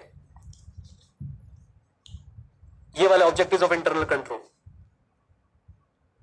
लेकिन अब आप मेरी बात सुन लो बच्चों, अब आप मेरी बात सुन लो। हाँ जी, स्टडी मटेरियल में शायद नहीं होंगे, आप चेक कर लीजिए, ये सीधा आंसर में होंगे। प्लीज कोई चेक करके अगर मुझे बताएगा तो कंफर्म कर दीजिएगा, चाहे टेलीग्राम पे कंफर्म कर दीजिएगा। अब आप क्या करोगे एग्जाम में, मैं आपको बताता हूं बच्चों क्या करोगे। प्लीज यही याद करके जाना, यहीं से तुम्हारा आंसर चेक होगा, यहीं से तुम्हारा आंसर चेक होगा। समझ रहे हो कि क्लास के बाद बैठ के क्वेश्चंस करने का क्या फायदा है। ये मिलता है भाई साहब, ये छुपी हुई चीजें मिलती है। और बच्चा अगर भाई ये ना पढ़ के जाए, वो ऑब्जेक्टिव्स में कुछ भी लिख के आ जाएगा अपने हिसाब से, जो उसने इंटरनल कंट्रोल के बारे में पढ़ा हुआ है, और फिर वो सोच रहा होगा तेरे भाई के 60 आएंगे और फिर मेरे भाई के 39 आ जाते हैं, और फिर गाना आता है, क्या से क्या हो गया बेवफा, है ना बेटा। प्लीज कोई बात नहीं, हम यहां से पढ़ लेते हैं। Objective of internal control as per ICS study material back questions. सोचो क्या पढ़ रहे हैं हम। नंबर 1 ट्रांजैक्शंस को लेके, दूसरा भी ट्रांजैक्शंस को लेके, तीसरा और चौथा एसेट्स को लेके। आसान बेटा, मेरा काम है तुम्हारे लिए काम को आसान बनाना। हाँ जी, पहले दो किसको लेके, ट्रांजैक्शन को लेके, अगले दो किसको लेके, एसेट्स को लेके। पहला, transaction as per authorisation execute होनी चाहिए, transaction as per authorisation execute होनी चाहिए। डन, बोलो हाँ के ना। अच्छा जी, दूसरा बच्चों, दूसरा जरा ध्यान से देखिए, दूसरा ट्रांजैक्शन जो है वो प्रॉम्प्टली रिकॉर्ड होनी चाहिए, correct amount, correct account, correct period में। आगे मत, इतना टेंशन लेने की जरूरत ही नहीं है। ट्रांजैक्शन एज पर ऑथराइजेशन होनी चाहिए, transaction correct account, correct amount, correct period में होनी चाहिए। ये इंटरनल कंट्रोल का ऑब्जेक्टिव है। उसके बाद assets are safeguarded from unauthorised access. Assets को बच्चों बचाना, इंटरनल कंट्रोल ऐसा हो कि एसेट्स को सेफ गार्ड करे अनऑथराइज्ड एक्सेस से, और साथ साथ में रिकॉर्डेड एसेट्स को कंपेयर करते रहे एग्जिस्टिंग एसेट से रीजनेबल इंटरवल पे, ताकि अप्रोप्रिएट एक्शन लिया जा सके अगर कोई डिफरेंस मिले तो। हाँ जी, बिना देखे बच्चों 4 है, 2 transaction, 2 asset. Transaction as per authorisation होनी चाहिए, ट्रांजैक्शन की एग्जीक्यूशन कैसी होनी चाहिए बेटा, सही अकाउंट पे, सही अमाउंट पे, सही पीरियड में। फिर एसेट्स को सेफगार्ड मिलना चाहिए, और साथ साथ में एसेट्स को पीरियोडिकली रिव्यू करते रहना चाहिए, रिकॉर्डेड एसेट्स को पीरियोडिकली कंपेयर करते रहना चाहिए। किसके साथ बेटा, पीरियोडिकली कंपेयर करते रहना चाहिए एग्जिस्टिंग एसेट्स के साथ रीजनेबल इंटरवल पे, ताकि एप्रोप्रिएट एक्शन जो है वो लिया जा सके। डन, आ जाओ। हाँ जी बच्चों, तो क्या ये क्वेश्चन हमारा तैयार हो गया? जल्दी बोल दीजिए 10th क्वेश्चन, बोल दो हाँ के ना। Descriptive question number 10। चलो अब बच्चों हमारे पास और क्या बचा हुआ है, जितने भी क्वेश्चंस अब तक के जो हमने चैप्टर कवर किया उसमें से थे, हमने सारे के सारे जो है वो कर लिए हैं। अब इसके बाद हम लोग इस चैप्टर के नेक्स्ट पार्ट पे चलेंगे, और नेक्स्ट पार्ट बच्चों हमारा किन चीजों से डील करेगा, हम लोग आपसे शेयर करेंगे नेक्स्ट क्लास के अंदर। इन द मीनवाइल मेरे पास आपके लिए एक स्कीम है, और स्कीम क्या है? स्कीम ये है कि बच्चों मैं सोच रहा हूं कि आपकी जो फीस है वो वापस कर दो। सर नेकी और पूछ, हाँ बेटा हाँ, लो आपके लिए फर्स्ट चैलेंज आपको दे रहा हूं। अगर आप लोग चाहते हैं अपनी फीस वापस लेना, तो आपके लिए फर्स्ट चैलेंज बच्चों ये है, आप इसे पूरा करें और फीस वापस ले लें। क्या है चैलेंज? इधर देखो, इधर देखो, इधर देखो, इधर देखो बच्चों, प्लीज ध्यान से ध्यान से ध्यान से देखो। आप लोगों को चैप्टर नंबर 3 के अभी तक के जो 2 पार्ट्स हमने कवर करे हैं, इनके शॉर्ट नोट्स बनाने हैं। इनके क्या बनाने हैं? कमांड टेल में जल्दी बताइए। शॉर्ट नोट्स बनाने हैं, और वो शॉर्ट नोट्स बना के आपने अपलोड करने हैं। कहां पे अपलोड करने हैं? लिंक्डइन नामक एक वेबसाइट है, या ट्विटर पे भी आप लोग कर सकते हैं, राइट। और उस पे आप लोग बस एक हैशटैग पोस्ट करेंगे, audit with Neeraj, audit with Neeraj, without space है, राइट। और कोई भी हैशटैग जो आपको पसंद हो वो पोस्ट करेंगे। ये आपने इस संडे तक कंप्लीट कर लेने हैं, मैं आपको समय दे रहा हूं, इस संडे तक कंप्लीट कर लेने हैं। आपको उसके बाद एक गूगल फॉर्म दिया जाएगा, उस गूगल फॉर्म में आपने अपने उस पोस्ट का लिंक डालना है, और फिर उसको हमारी टीम रिव्यू करेगी। एंड इनकम टैक्स वाले बच्चे से पहले चिल्लाएं कि हमारे पैसे तो अभी तक नहीं आए। आ जाएंगे दोस्तों, इसके जल्दी दे दूंगा, क्योंकि इसमें आप देख रहे हो मैं क्लास वाइज नहीं कर रहा हूं, इसमें आपको हम रिव्यू करके जिसके बेस्ट नोट्स होंगे उसे मिलेगा बेटा प्राइस। कितना कितना? एक और लगा, 1000 रुपए का कैश प्राइज मिलेगा बेस्ट नोट्स वालों को। बेस्ट नोट्स का मतलब क्या है? जिसने बेस्ट कवरेज दी होगी, जिसने बहुत बढ़िया से प्रेजेंटेशन की होगी। आप सॉफ्टवेयर यूज करना चाहते हैं, सॉफ्टवेयर कीजिए, पेन पेंसिल से लिखना चाहते हैं, पेन पेंसिल से लिखिए, अपना बेस्ट दीजिए, और चैप्टर 3 के सारे शॉर्ट नोट्स अच्छे तरीके से बना दीजिए, और उस पे आप लोग मार्क भी कर सकते हैं, इंपॉर्टेंट टॉपिक कौन से हैं, इससे क्या क्वेश्चन आ सकता है, जो भी आप जितनी क्रिएटिविटी लगाना चाहते हैं वो लगा दीजिए। 1000 रुपए आपको कैश प्राइज मिलेगा। ऐसी ही स्कीम बाकी चैप्टर्स के लिए भी आएगी। तो 11 चैप्टर्स के लिए, आप 11 में से मान के चलो 8 चैप्टर्स के लिए मैं स्कीम लेके आऊंगा। 8000 रुपए आप लोग जीत सकते हैं कैश प्राइज में। डन? बोलो हाँ कहना, बोल दो हाँ कहना, कम ऑन। तो प्लीज ये आप लोग अपने साथ जो है एक बार देख लीजिएगा। और अब बच्चों जाने से पहले देखो, क्लास अभी हमारी कंप्लीट नहीं हुई है भाई, क्लास तब कंप्लीट होगी जब मैं बोलूंगा। जाने से पहले बहुत इंपॉर्टेंट काम करना है, भूल रहे हो आप लोग क्या बेटा? रिवीजन। और ये रिवीजन किसके लिए बनती है वीडियोस? जल्दी बता दो। आप लोगों के लिए, क्योंकि मेरे को जरूरत नहीं है, तुम्हें बहुत ज्यादा जरूरत है। करोगे रिवाइज मेरे साथ? करोगे रिवाइज? जल्दी बोलो। बस रिवीजन के बाद वृंदा मैम वाली अनाउंसमेंट, और उसके बाद बच्चों आपकी छुट्टी। आ जाओ।